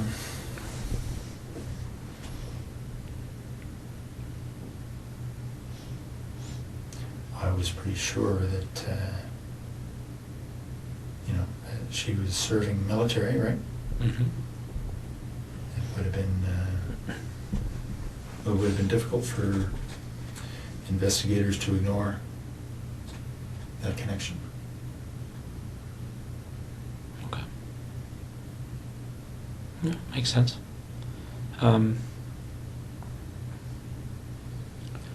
Let's go back to Jessica then, okay? You see her on the Wednesday night, okay? On her treadmill? Mm-hmm. How do you see her? She was in the basement, window wide open, on a treadmill. So I drove by. Okay. Did you stop to look at the house, or how does that catch your eye as you drive by?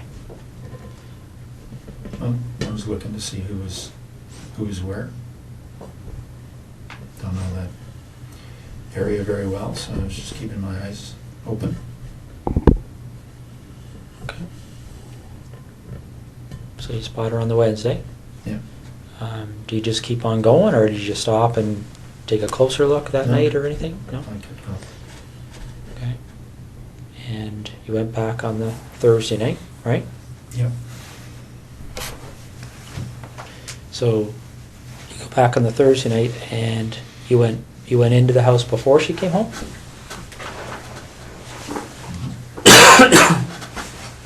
Yeah, she was out.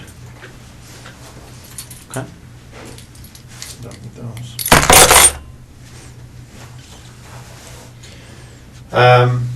Yeah, she was out. Got in through the kitchen window. It's unlocked. Everything else was locked. Okay. So you're in there doing what? Looking around to see who lived in the house. It was just her. Okay. And then what do you do?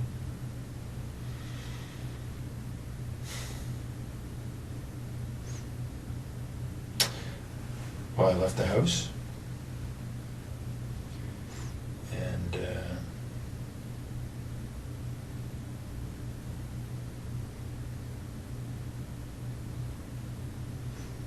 she came home. I hadn't been out of the house very long.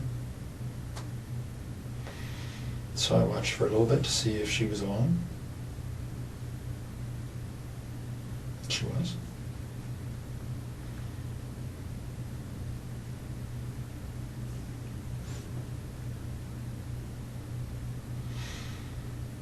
And I went in when she went back to sleep. When she went to sleep. Okay. So you go in, she's sleeping, and what do you do? Well, I snuck up to the side of her bed, expecting to try to knock her out. She woke up, but she did as I said, so I didn't hit her. What did you say? Said, lie down on your tummy. Okay. She did. I tied her up. What'd you tie her up with? Some rope I brought. So she's on her stomach. How are you tying her up? Just tying her hands behind her back. Okay. She got clothes on at that point? Mm-hmm. What kind of clothes? Sweats. All right. You tie her hands behind her back, and then what happens? I took her clothes off.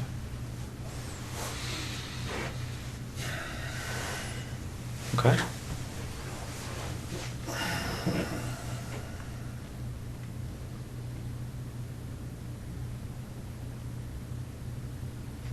And then what happened? I raped her. A rape can mean a lot of different things. What kind of sexual act took place? Just, vaginal and oral. Okay. Oral. Who was performing the oral sex?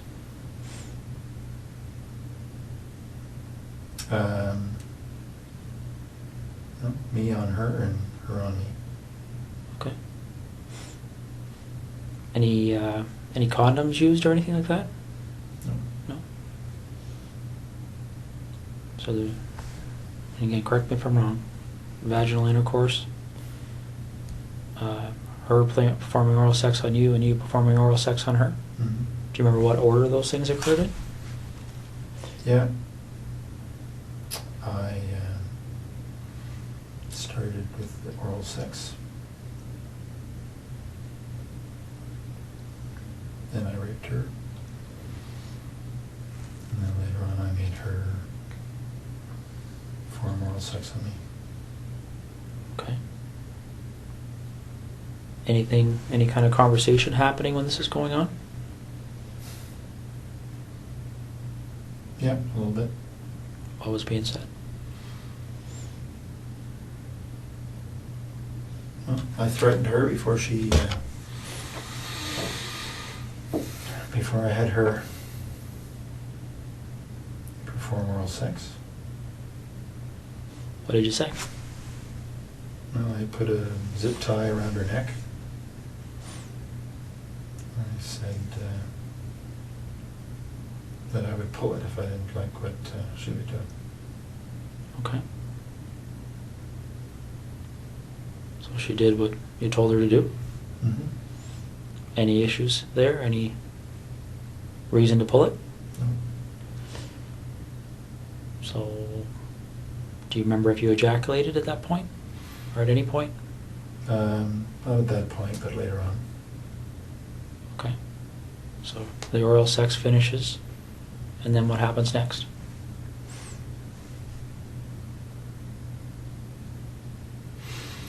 Well, I continued to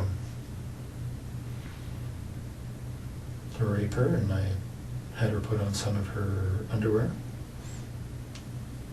Took some pictures, lots of pictures. And then got her dressed, walked back to the truck. Okay.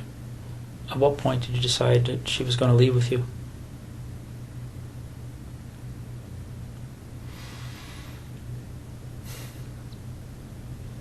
I'm not sure. That wasn't necessarily always the plan.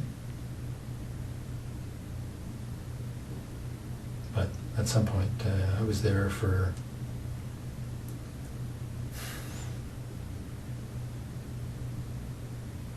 three hours, 3 and a bit.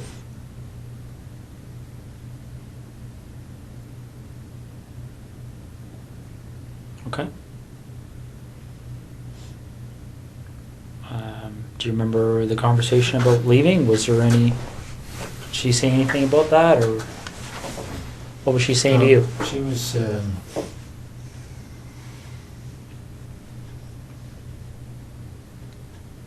certainly cooperative. Okay.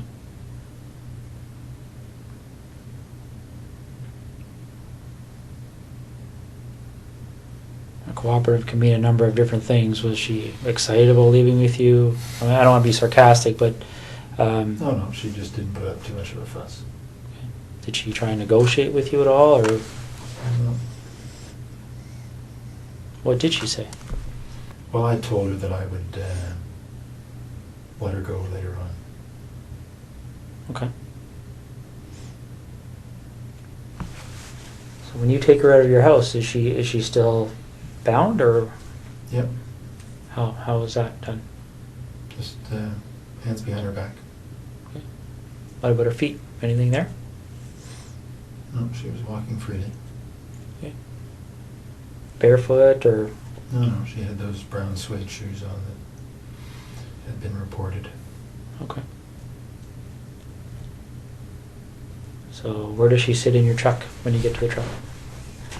Front seat, passenger side. Okay. And where do you go? Straight to Tweed. Straight to your house in Tweed, or straight to Yeah. just the town? Straight to the house. No stops anywhere? No. Okay. What time, do you remember what time you arrived there?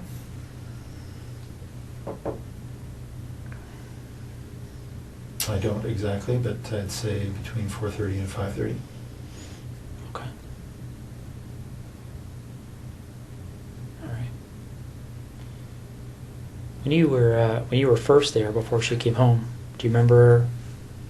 Did anybody come to the door at all when you were in the house? Okay. No, I think somebody had come home. Somebody had come to the house just before she did, because I thought it was her, but then they left. I was outside at the time. Did you see who that person was, or what kind of vehicle they were in, or anything? No. Saw the lights. I assumed it was her, and then all of a sudden they left. So I don't know what happened. Okay. Where were you when that first vehicle pulled up? In the back here. Okay. So you didn't have a view of the vehicle, you could just tell that there was a vehicle there, is that fair? Okay. So you get home, what, 4:35 you say? Hmm. Okay. And then what happens?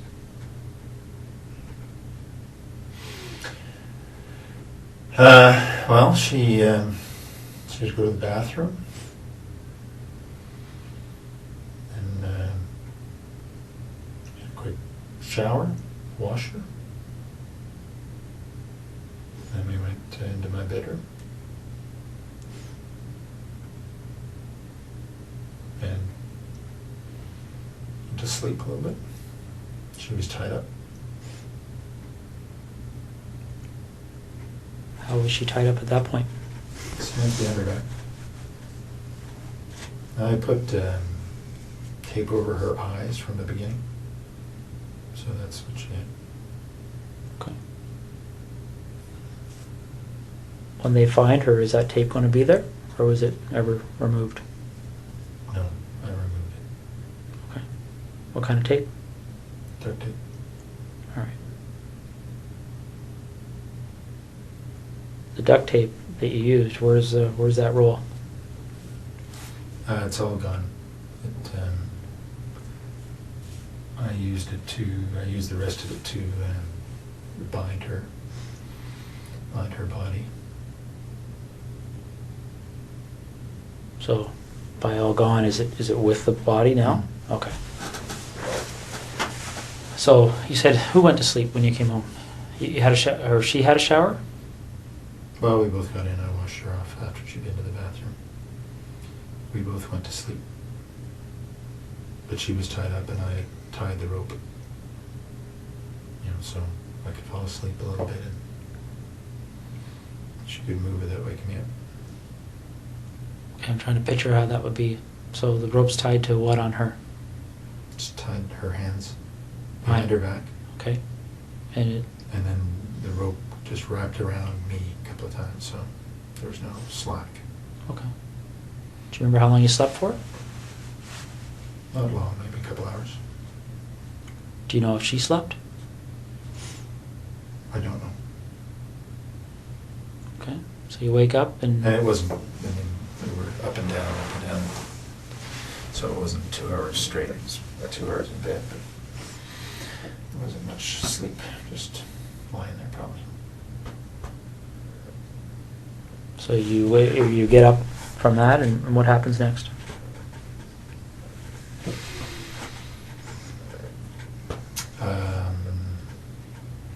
She had a seizure, actually.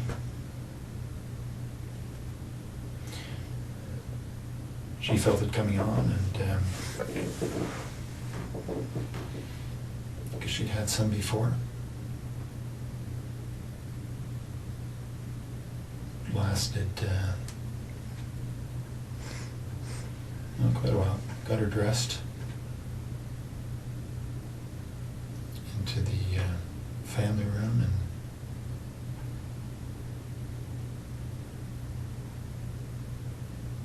and anyway, she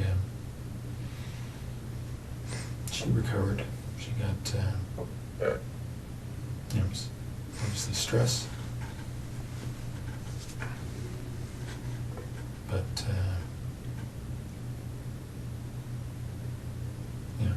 probably went on for about 15 minutes. Sort of it.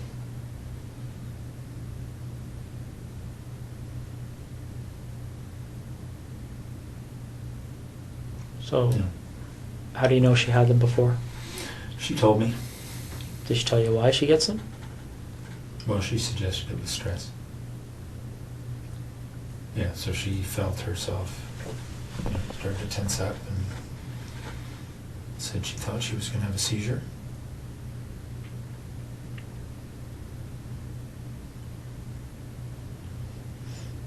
So it was convulsions is what she was saying. Okay. So she recovered from that? Yep, I stayed with her and talked her through it and made sure she didn't bite her tongue. Okay. And then what happened? Well, then we had a little lie down right there because she was obviously exhausted. Put a cover over her, and she went to sleep.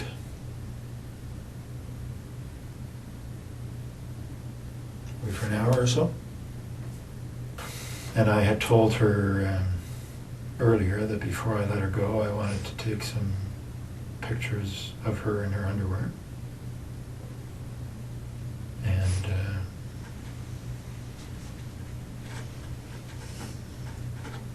have sex with her.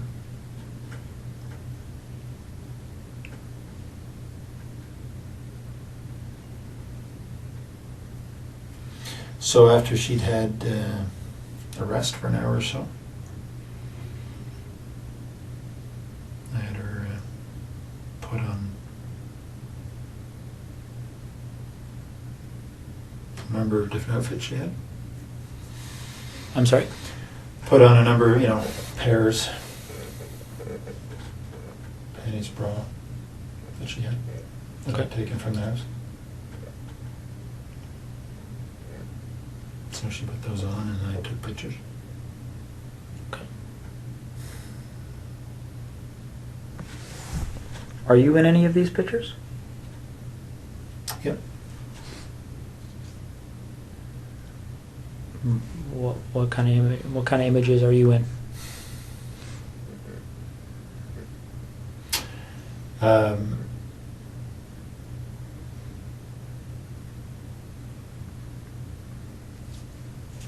Well, I'm with her. There's on the hard drives. You'll see there's video as well. So there's video of the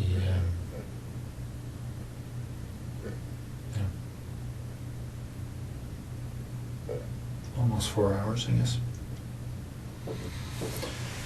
Of what?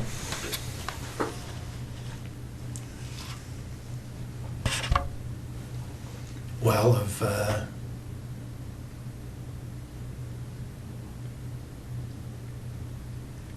initially at her place of me raping her, and then so I was running the video and then taking still pictures.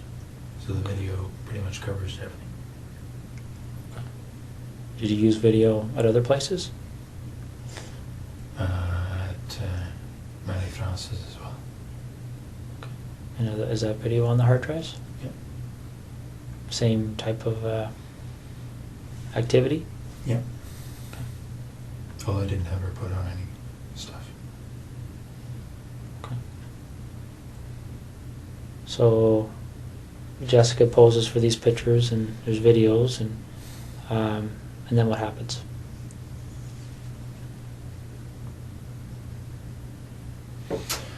Then I got her dressed because she thought she was leaving.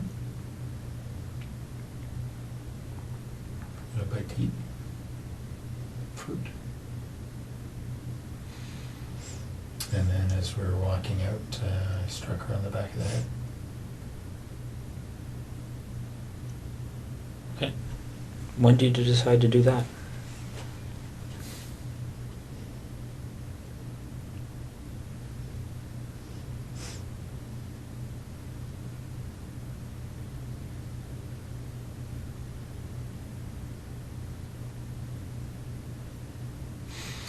Well, I was pretty sure that I wasn't going to let her leave, but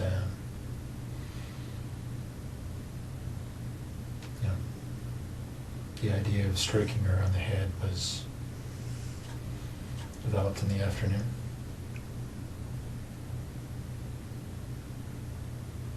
And what was that strike supposed to accomplish in your mind? What was the intent of doing that? Well, I thought I would be able to knock her out, and then I was going to strangle her. Okay. So when you actually do strike her, what's the result? Her skull gave way a little bit. Felt like, and there was a lot of blood, so I think that's what happened. She was immediately unconscious.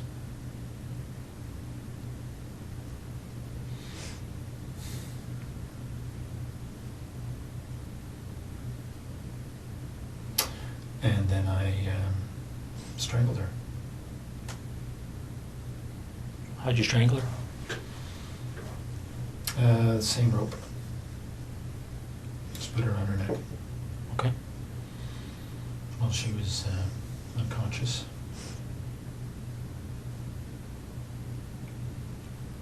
Now, what happened to the zip tie that was around her neck earlier?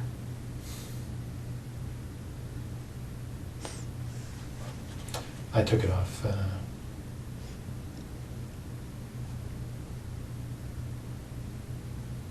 around then, I guess.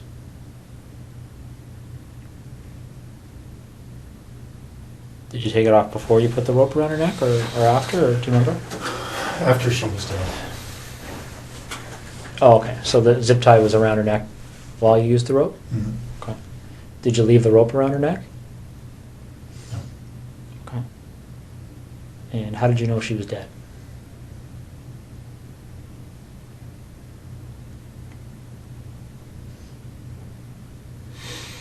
She, well, her body stopped moving.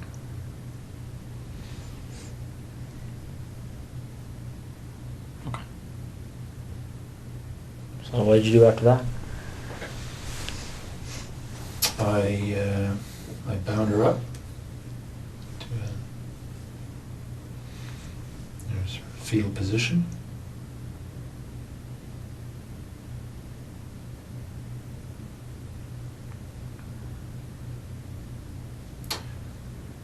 And cleaned up the floor.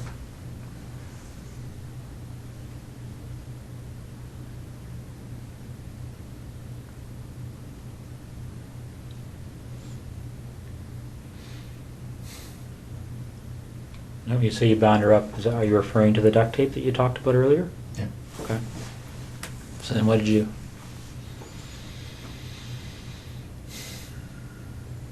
I put her in the garage. It was very cold.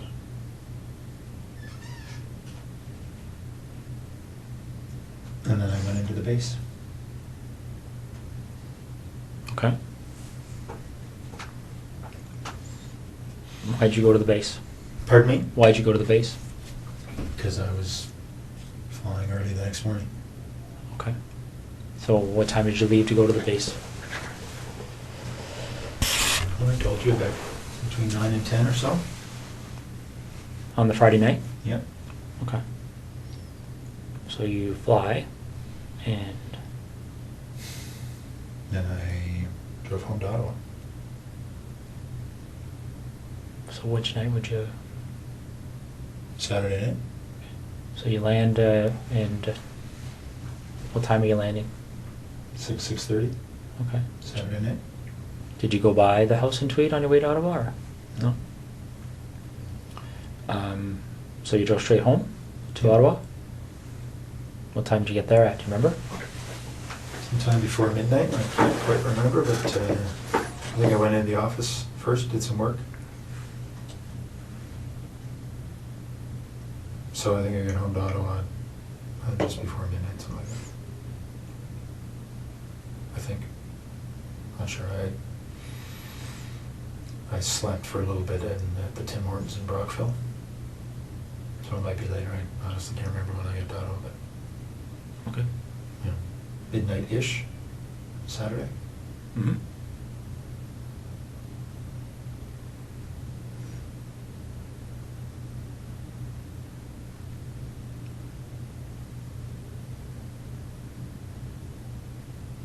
So you get home, you're in Ottawa, what do you do? Go to bed or Yeah. stay up?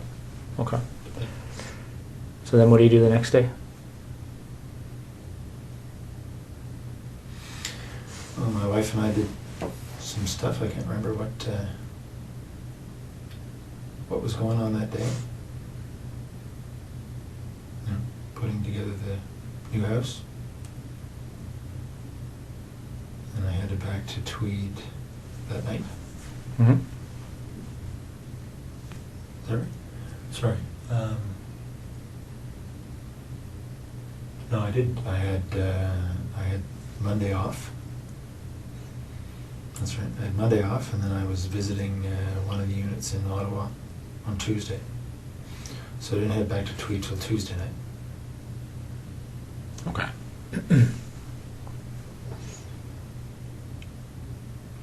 So you get back to Tweed, and what happens next?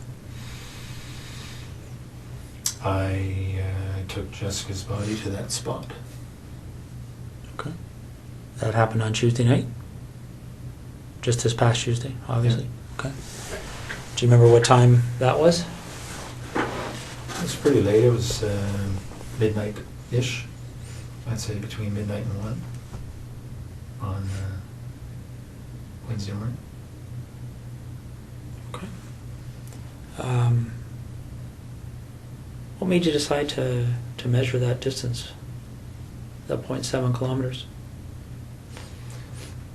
That's just the way I am. Numbers. Have to know the numbers. Okay. And how did you leave her? I just left her tucked behind a fairly large rock. Okay. Is that duct tape still on her? Mm. And what else is on her? A couple of towels wrapped around her head, and the top and pants. She was wearing jeans. Okay.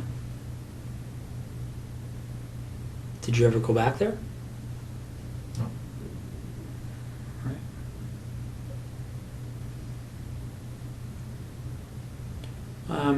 What other type of cleaning and things like that did you do? Anything else to kind of cover your tracks that you can think of? I vacuumed the house and I wiped the floor, washed the floor. Okay. What about your truck? Did you do anything with that? Just washed today because it was a mess, and vacuum. Okay.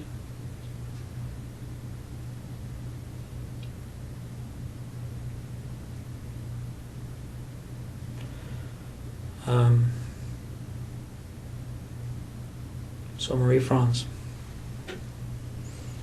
when did it first occur to you to go to her house?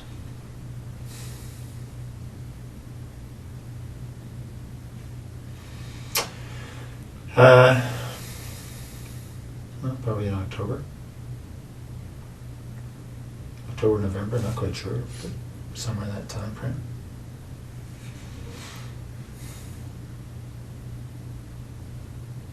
And do you remember why you thought to do that?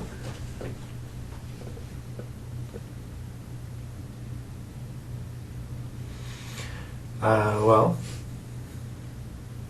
she had said she lived alone when the one time I met her. Mm-hmm.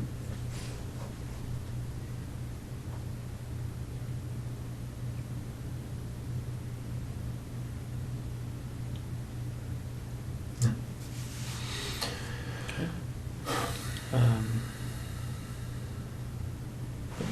Just trying to understand why her versus the dozens of other women you probably come across on a daily basis.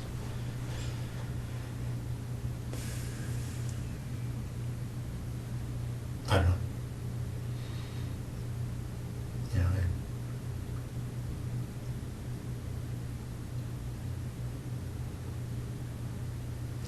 I went out there when she wasn't home just to see where she lived. And When did you do that? a couple of nights before.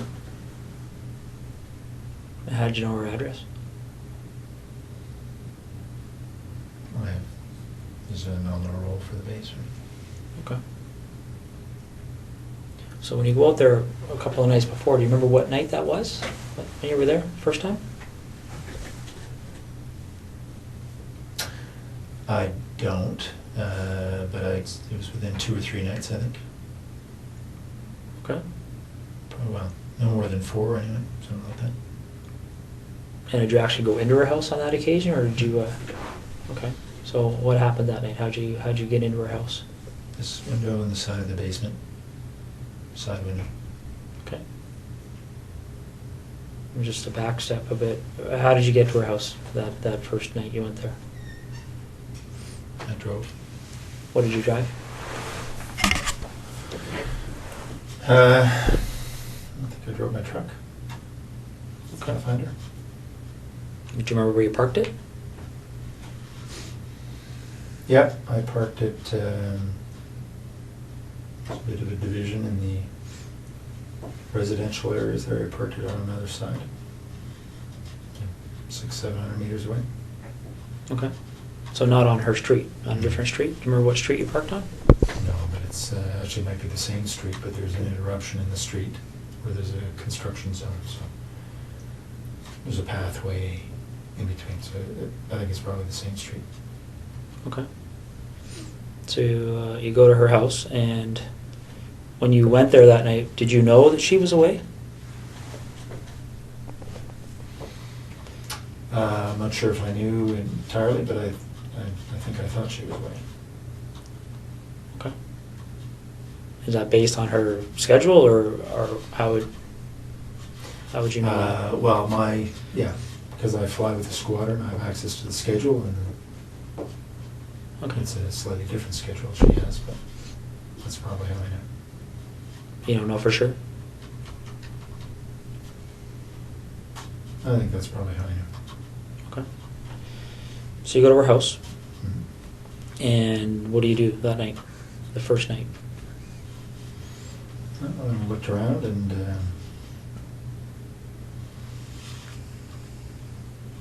make sure that she was living there alone.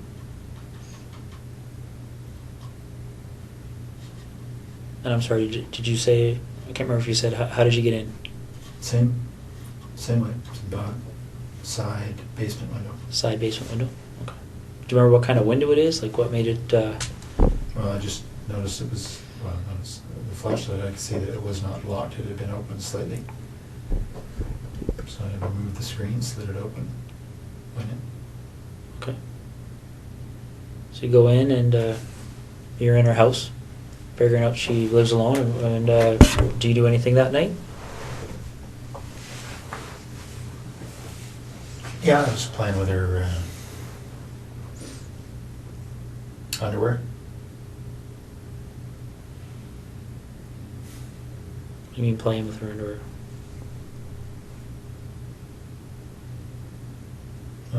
Wearing it. Okay. Doing anything else?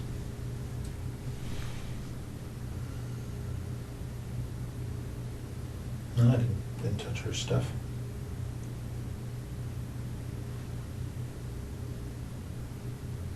What do you mean you didn't touch her stuff? I mean, you touched her underwear, but... Yeah. So- But nothing else. Okay. Did you take any of the underwear with you that night? Yeah, a few pieces. And where did you find the underwear when you went in? In her drawer. Was it clean? Was it used? Or, Clean. okay. Anything else you can remember doing that evening that you... No. All right. So, after that first visit, did you return again before meeting up with her? No. Okay. So, which day did you go to her house when she was there?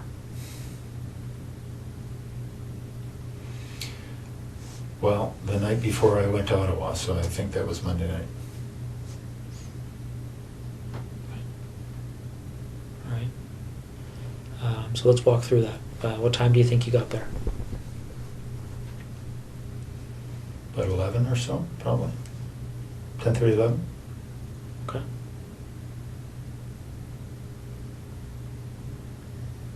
Yeah, so she was on the phone in her room. I could hear that from the backyard. I got in through the side window. The same basement window? Mhm.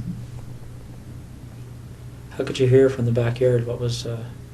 Just hear her on the phone. From beside the house. Could hear through the walls that she was on the phone. Okay. Any idea who she was talking to or what she was talking about? No, couldn't hear that well. Okay. So you go in through the basement window. And what are you wearing when this is happening?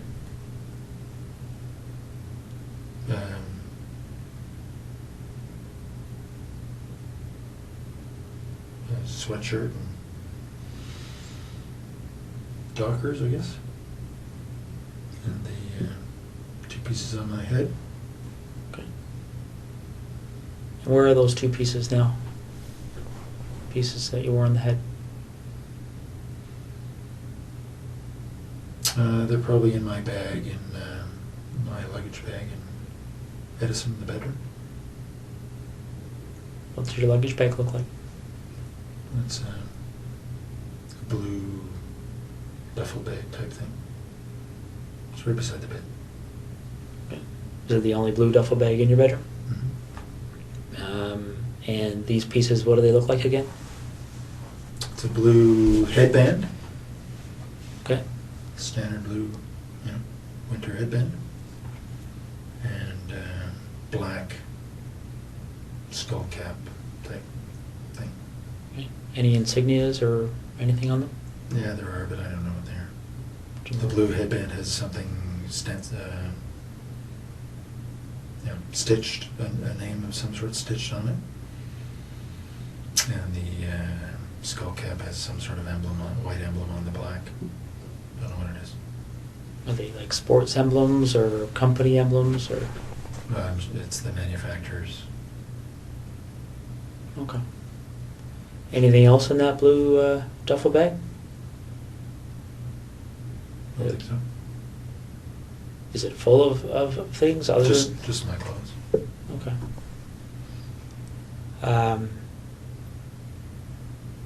So you go in. Do you remember what you had on your feet? In the house there? When you went to Marie France's house? Probably running shoes. There wasn't snow on the ground. So you go in and you're in the basement. And whereabouts in the basement are you?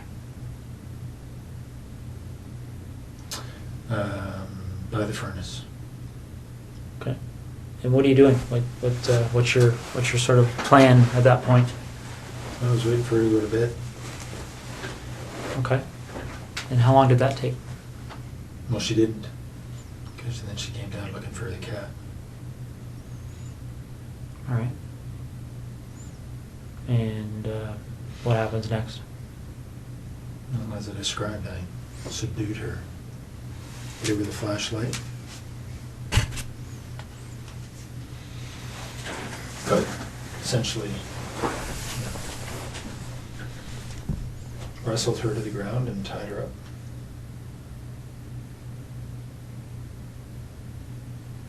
Okay. And what did you use to tie her up? Same rope, green rope. It's in tweed. Is it just green or like how long is this piece of rope? It's probably 20 feet. It's a boat rope. It's got some red specks in it, I think. Okay. Is there lots of ropes in tweed, or is this probably the only rope? No, there are two lengths.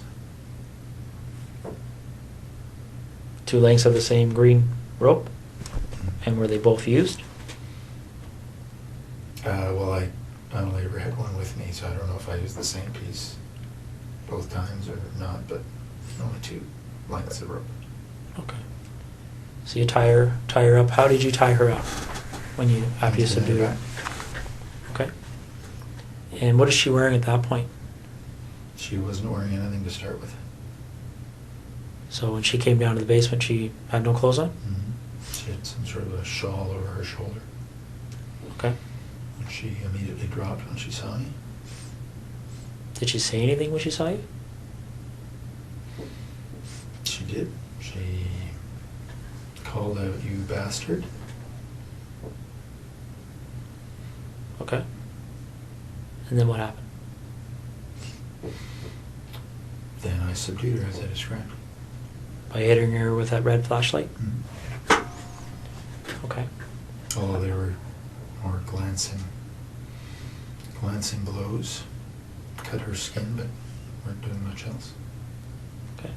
She fell over and then I subdued her. She tripped. How did you tie her at that point? Like, I know you used the rope, but what did you tie her up like? Just told her to put her, I pulled her hands behind her back and just tied her wrists together.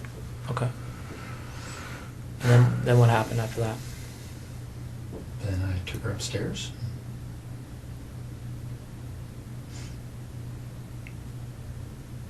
Did she go upstairs under her own power, or did you carry her? No, she passed out on the stairs,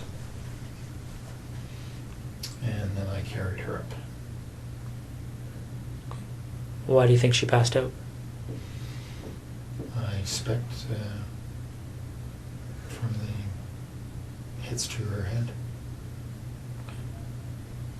So you carried her up to where? To her bedroom, put her on the bed. Okay. And then what happened?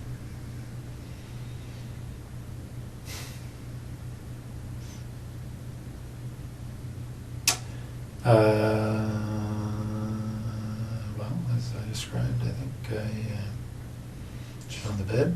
I raped her over a period of time.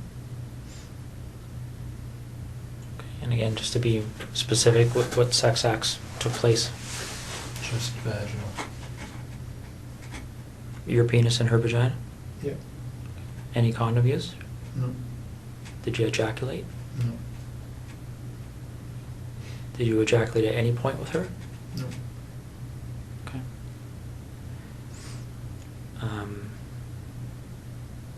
But just before I forget, I think I asked you, don't mean to bounce around on you here, Russ, but with Jessica, I asked you about ejaculation. You said you didn't at that point. When did you ejaculate with Jessica? The second time or third time that I had her for oral sex. And was that at her residence or yours? Hers. Okay. Any other times that you ejaculated with her? No. Okay. When you ejaculated with Jessica, did you use anything to clean up, or? No. No. What happened to the ejaculate? She swallowed it. Okay. So getting back to Marie France, it's just straight vaginal sex, no condom, no ejaculation. Is that right? Yep. Okay.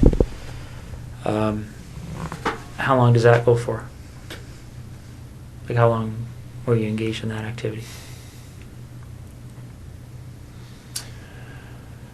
Well, hour and a half, 2 hours, I guess. Okay. And then what happens next? Well, as I described, I suffocated her using duct tape. Okay. Why did you decide to do that?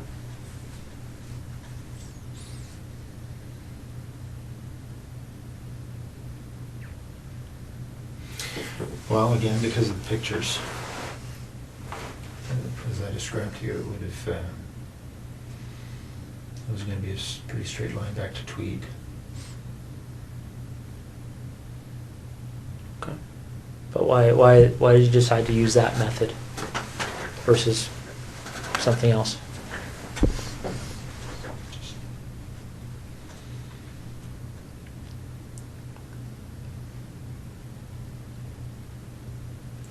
I had thought about strangling her earlier.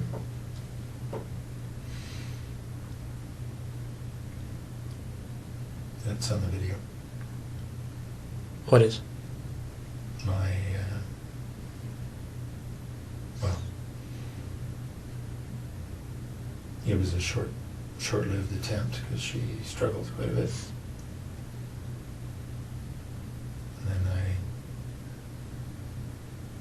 decided that I needed to suffocate her. So there was a short-lived attempt at strangling her? And what's on the video, the suffocation or the strangling? Well, just me putting my hand on her throat.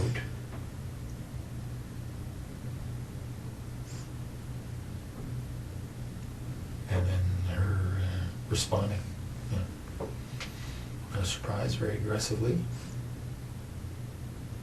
Okay. Any videos of the suffocation part or pictures of that? Now, you mentioned that you brought the rope with you. Where did the duct tape come from? I brought it.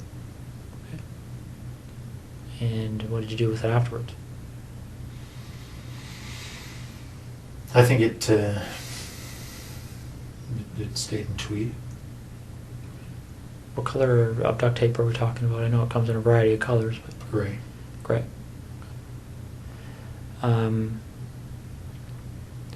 So before the suffocation, obviously, how long do you think you were with her from the point, well, how long do you think you were in that house from the point you went in that window to the point you left?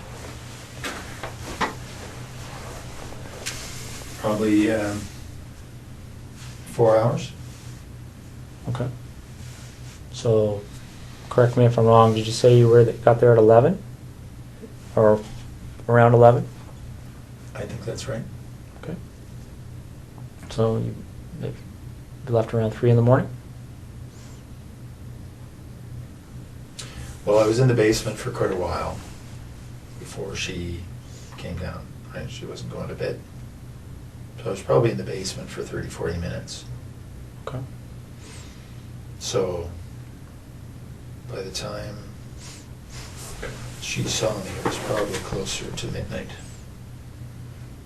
All right. But I didn't have a watch on, so I'm not sure. Any gloves?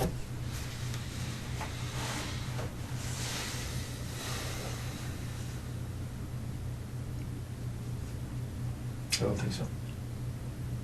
Did you wear gloves with Jessica? Only to get in the house.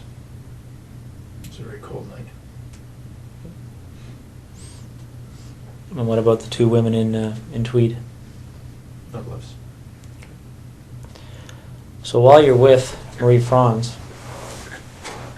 what kind of conversations are taking place? Anything she said to you stick out in your mind? No, but I taped her mouth. There's no conversation. Okay. When did you tape her mouth? As soon as I got her up to the bedroom. Why did you decide to do that? Because she was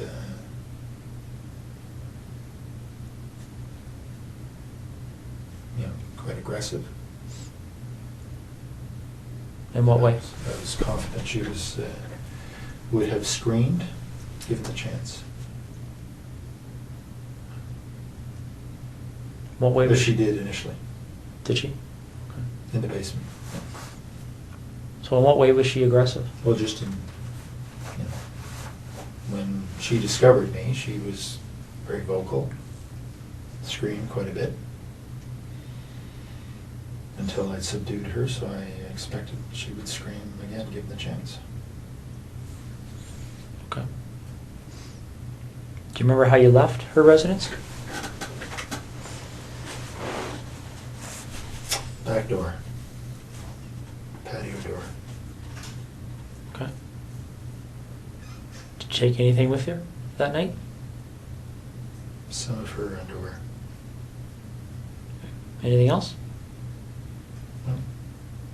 All right. Did you do anything else to try and cover your tracks with Marie Franz?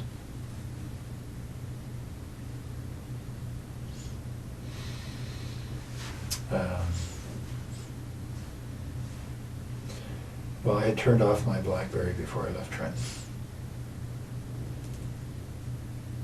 Other than that, no. Do you remember trying to destroy any kind of evidence there, or anything that you thought may have produced evidence or anything? Oh, I took her sheets off the bed and ran them through the laundry. Okay. Like the laundry where? In her house. Okay. Did you run them completely through? Did you wait for it to finish, or? No, I just put them in and put a whole bunch of bleach in and let it go. Okay. So the night you went to her house and got there at 11, you came from where? Like you said, you left Trenton. You Yeah. turned off your BlackBerry. You talking about the base, or are you talking about where did you leave to go to her house? Well, no, I just turned off my BlackBerry before I left the Trenton area. I would have left from the base after work. All right. When did you what time do you think you turned your BlackBerry off? Well, it's only a half-hour drive to Brighton, so yeah, probably in the 9:30 range. Okay. Do you remember what time you would have turned it back on? And I was back on the 401 heading to Ottawa the next morning. What time would that have been? So 6 plus or minus 30 minutes. Okay. So you leave her house 3-ish. No, I think it was later than that. So the 4 hours obviously was. I think. I think I went in about 11. Was in the basement for quite a while. Probably left her house closer to 4:30, somewhere there. Okay. And where do you go? I drove to Ottawa. Straight to Ottawa? Yeah. Did you go by your house in Tweed or anything, or did you just go straight? No. Remember what route you took? Yeah. 401, but from her place, I think I went straight north on whatever the road is that goes straight through Brighton up to the 401, hit the 401 and headed east. Okay. And so you're going to, what's the meeting you're having that day in Ottawa? Remind me. It's a meeting on the C-17 acquisition project. Okay. And who ran that meeting? The project manager, Miss Sue Hale. Okay. Is that the only meeting around that time period you would have went to on that issue with Sue Hale? Hmm? There wasn't like a weekly meeting or anything like that? Okay. No, this is sort of a quarterly. All right. So the night this happened, where did you park that night? As I said, across the gravel little roadway, it's probably the same road. Okay. Similar location to the first night? Yep. All right. Same vehicle? Yeah, truck. Okay. All right. Okay, let's talk about seeing as we're going backwards in time here, why don't we talk about the second incident in Tweed? With Laurie Massacai. One that's at 76 Cozy Cove.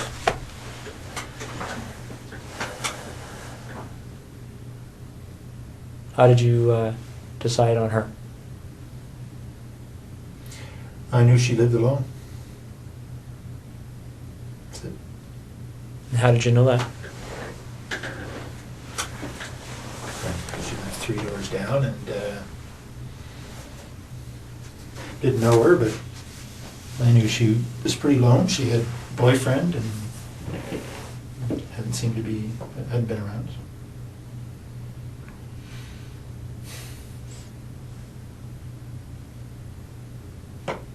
You know, looked in the window and she was alone.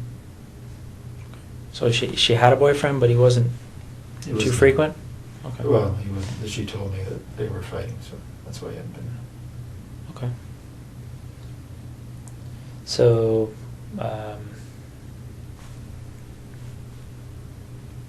did you look in her house before the night that this this incident happened, or when did you do Yeah, that? I had been in within the week.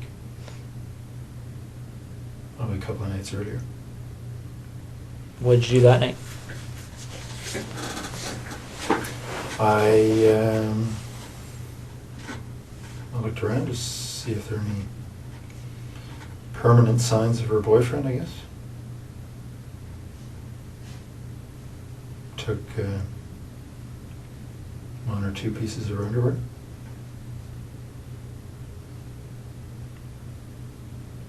That's all. Okay. So the night you go there, when the incident happens, do you remember what time that was? It was pretty late. I probably got into the house around midnight. She was asleep on the couch. Well, I didn't know that, but I knew she was in there. And how'd you get in, sorry? Window in the back of the house. There's a little sunroom. Was it just something you had to slide, or how did you I had get to that? remove the screen and slide it up. Okay. So I got into the house and she was asleep in front of the TV.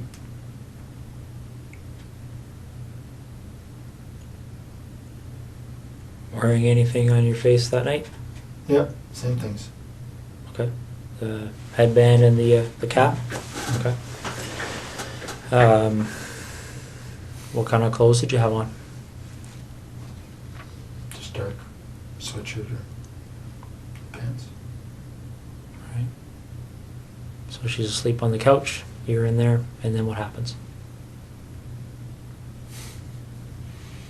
We have been through this, eh? I know. I struck her with the flashlight, thinking it would knock her out. It didn't. We struggled. I subdued her. Took some pictures. Left. Was probably in the house about 2.5 hours.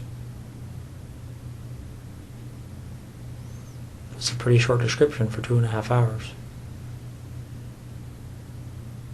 Well, we talked. I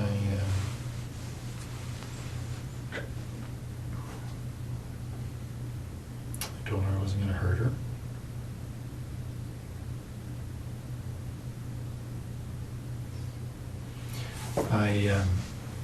I told her that there were other guys in the house robbing her. My job was just to control her.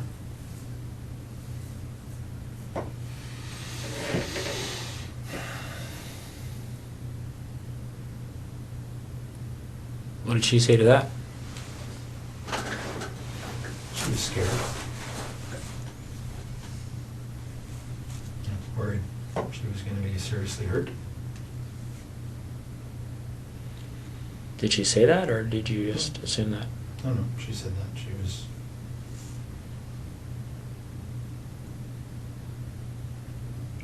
was worried she was going to be killed. I said, I'm not going to kill you. What did you do with, you said you took pictures of her, clothed, unclothed? Both. Clothed initially and then unclothed. Are you in any of those pictures? I don't think so. You just took them of her? What kind of camera are you using, by the way? What, It's a digital Sony. you just have the one camera? Yeah. And the video camera. Also, they're two separate? Yeah. Some cameras take video, right? And where is the camera and the video camera? In Tweed. Is it the only camera and video camera in that house? Yep. Okay. All right. So you take pictures of her, and how do you end up leaving? Like you, I just told her to, I don't know, count or wait for a number of minutes before before she called the police. Okay. And did you leave immediately, or did you stay there for a while? Oh, no, I left. See what she was going to do, or? I left. Okay. And where do you go? Home. Straight home? Mhm. Okay. Did you wait to see if the police showed up or anything, or? No. Well, I mean, it's, So what did you do when you got a home? couple hundred feet. I went to sleep. Okay. And what did you do the next day? Went to work. Normal time. Okay. A couple hours later.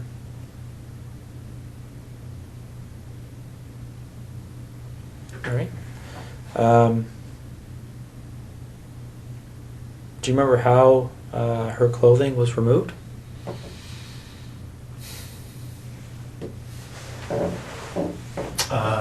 Well, because her hands were tied behind her back, I think I cut off her top and then pulled off her bottom. What did you use to cut her top?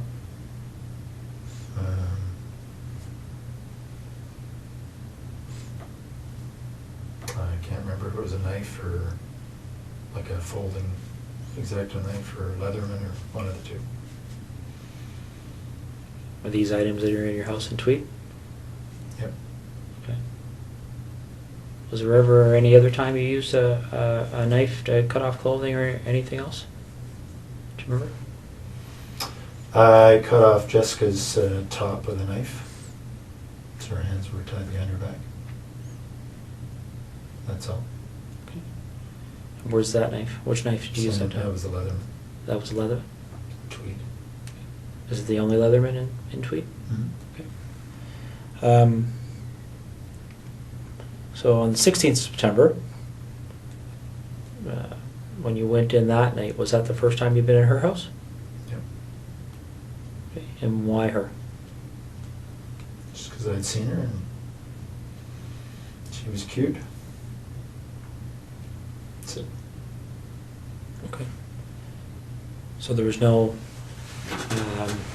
you didn't go into her house before that night? No. All right. So you go in, and how'd you get into her house? Side window. Was not locked. Cut the screen, slid the window, crawled in. Okay. And what you're wearing? Same. Sweatshirt, dark pants. And the same hat and... Mm-hmm. Okay.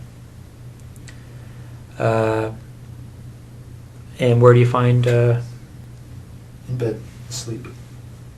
Okay. And what do you do? Stood over her for a while and I hit her on the left side of her head just with my hand. Just woke her up. We struggled.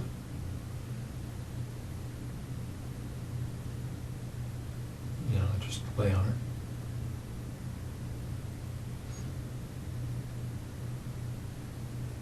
And very much like I described a little bit ago, took off her, pulled her top down, and took off her pants, took some pictures, left.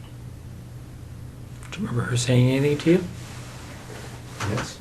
What did she say to you? All kinds of things. You know, she had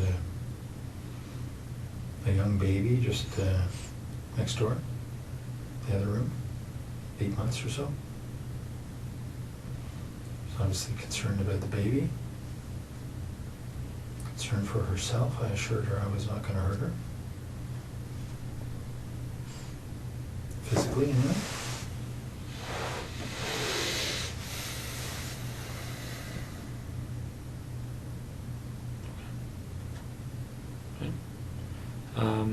Any underwear taken from or Lori?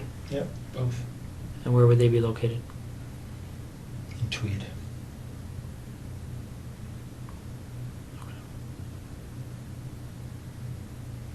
And why are they in Tweed as opposed to Marie Franz and Jessica's underwear?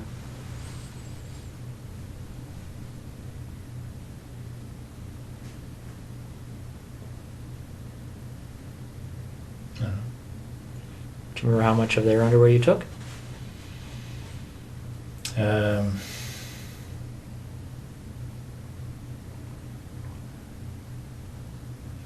Not very much from Lori. Did they know that you took their underwear? I don't know. You didn't discuss it with them or anything?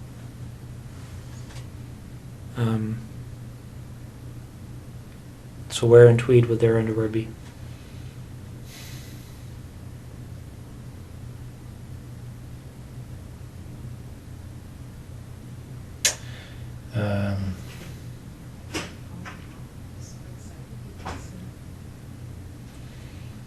In the there's a laundry room area,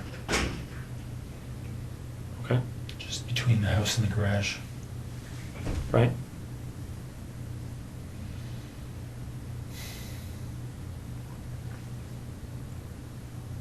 So where in that laundry room area would they be kept? There's a cupboard up top. They're in a duffel bag. What's the duffel bag look like? It's a green army duffel bag. Are they all in the same duffel bag? Is there anything else in that duffel bag? Just underwear. Okay.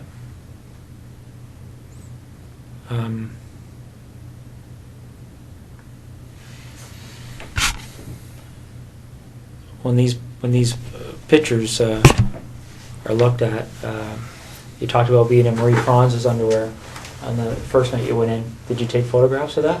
Yep. What about anybody else's underwear? Yep. Photos. Of you in their underwear? Mm-hmm. And where were those photos taken?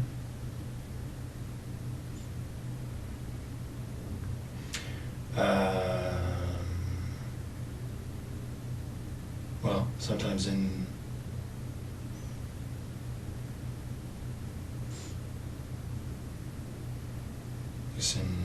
Marie France's case, in her house. The others in my house. In Tweed? Mm-hmm. So is this a matter you would take the underwear, go back, and then at some point put the underwear on and take pictures? What about Jessica's underwear?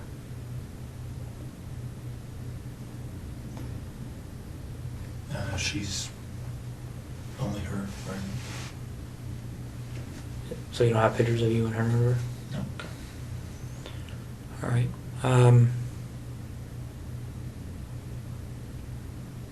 Okay. Well, I guess I just have a couple of questions for you. I mean, I'm sure there's going to be more questions, but I guess what's on my mind right now, Russ, is what made you decide to tell me this tonight?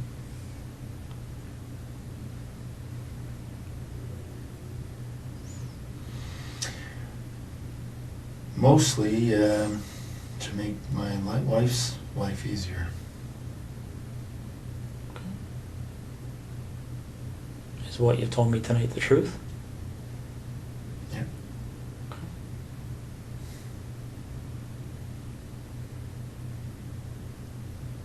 How do you feel about what you've done? Like what?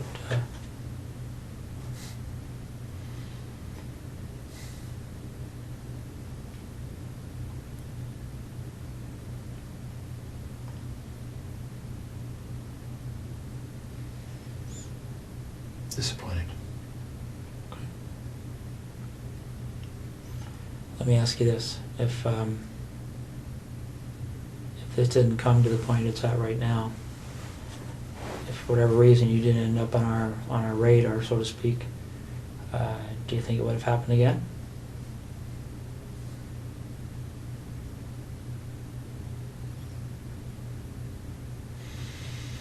I was hoping not, but I can't answer the question. Okay. Not too much here, Russ. Just a few details that I wanted to cover off, and specifically dealing with Marie France. In the basement of her house, there's a hole in the drywall. Do you recall how that happened? Whereabouts? I don't know specifically, but it's downstairs. I don't remember that. No. Okay. Do you remember doing anything with her in the basement where you may have used some clothing or something to secure her? Yeah, I tied her up against one of the poles in the basement initially. I went outside and put the screen back on and secured the window. Okay. While she was tied to the pole? Yep. And what was your thinking behind doing that at that point? Just to cover up how I'd come in. Okay. Now, by the time she's tied to that pole, is that in the very initial few minutes kind of thing of the confrontation, or? That was shortly after I'd subdued her and tied her up, yes. Okay. Does she have the duct tape on her mouth yet?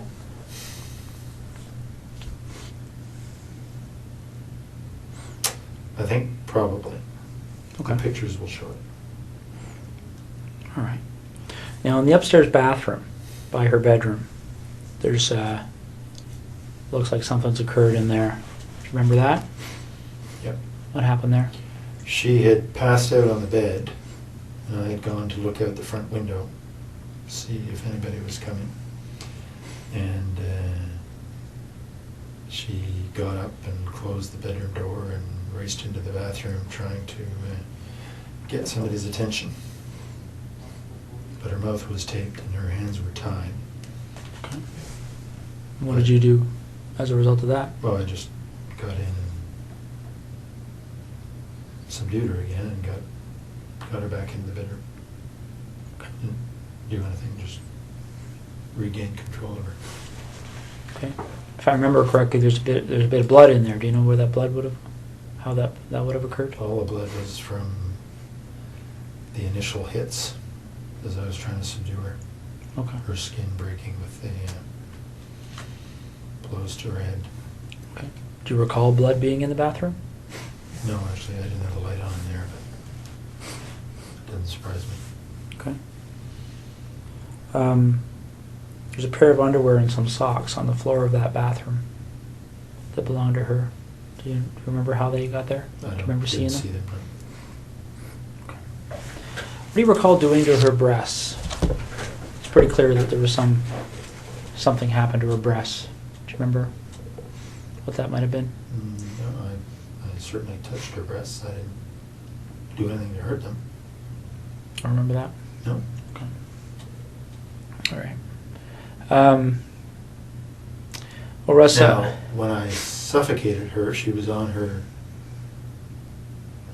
front, so may have been something there. But What do you mean? well, she was lying on the floor in the bedroom as I suffocated her, and obviously struggled. May have been in there that something happened, but I didn't do anything specific to her breasts. Okay. So when you suffocate her, that's when you have the duct tape over her mouth and nose, Mm-hmm. and that's on the floor. Yep. And then what happens after that? Well, she died, and I and took the duct tape off her head and put her on the bed and covered her up with duvet. Okay. And what was your thinking behind doing that?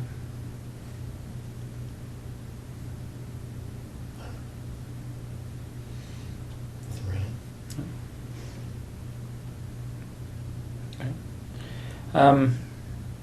As you might expect here, Russ, certainly even now, one of the Ottawa investigators mentioned to me that there's a number of incidents that have gone unsolved over the years. Can I was going to get into that. Can I go to the washroom quickly? Yeah, I can get somebody to take you to the washroom. Okay.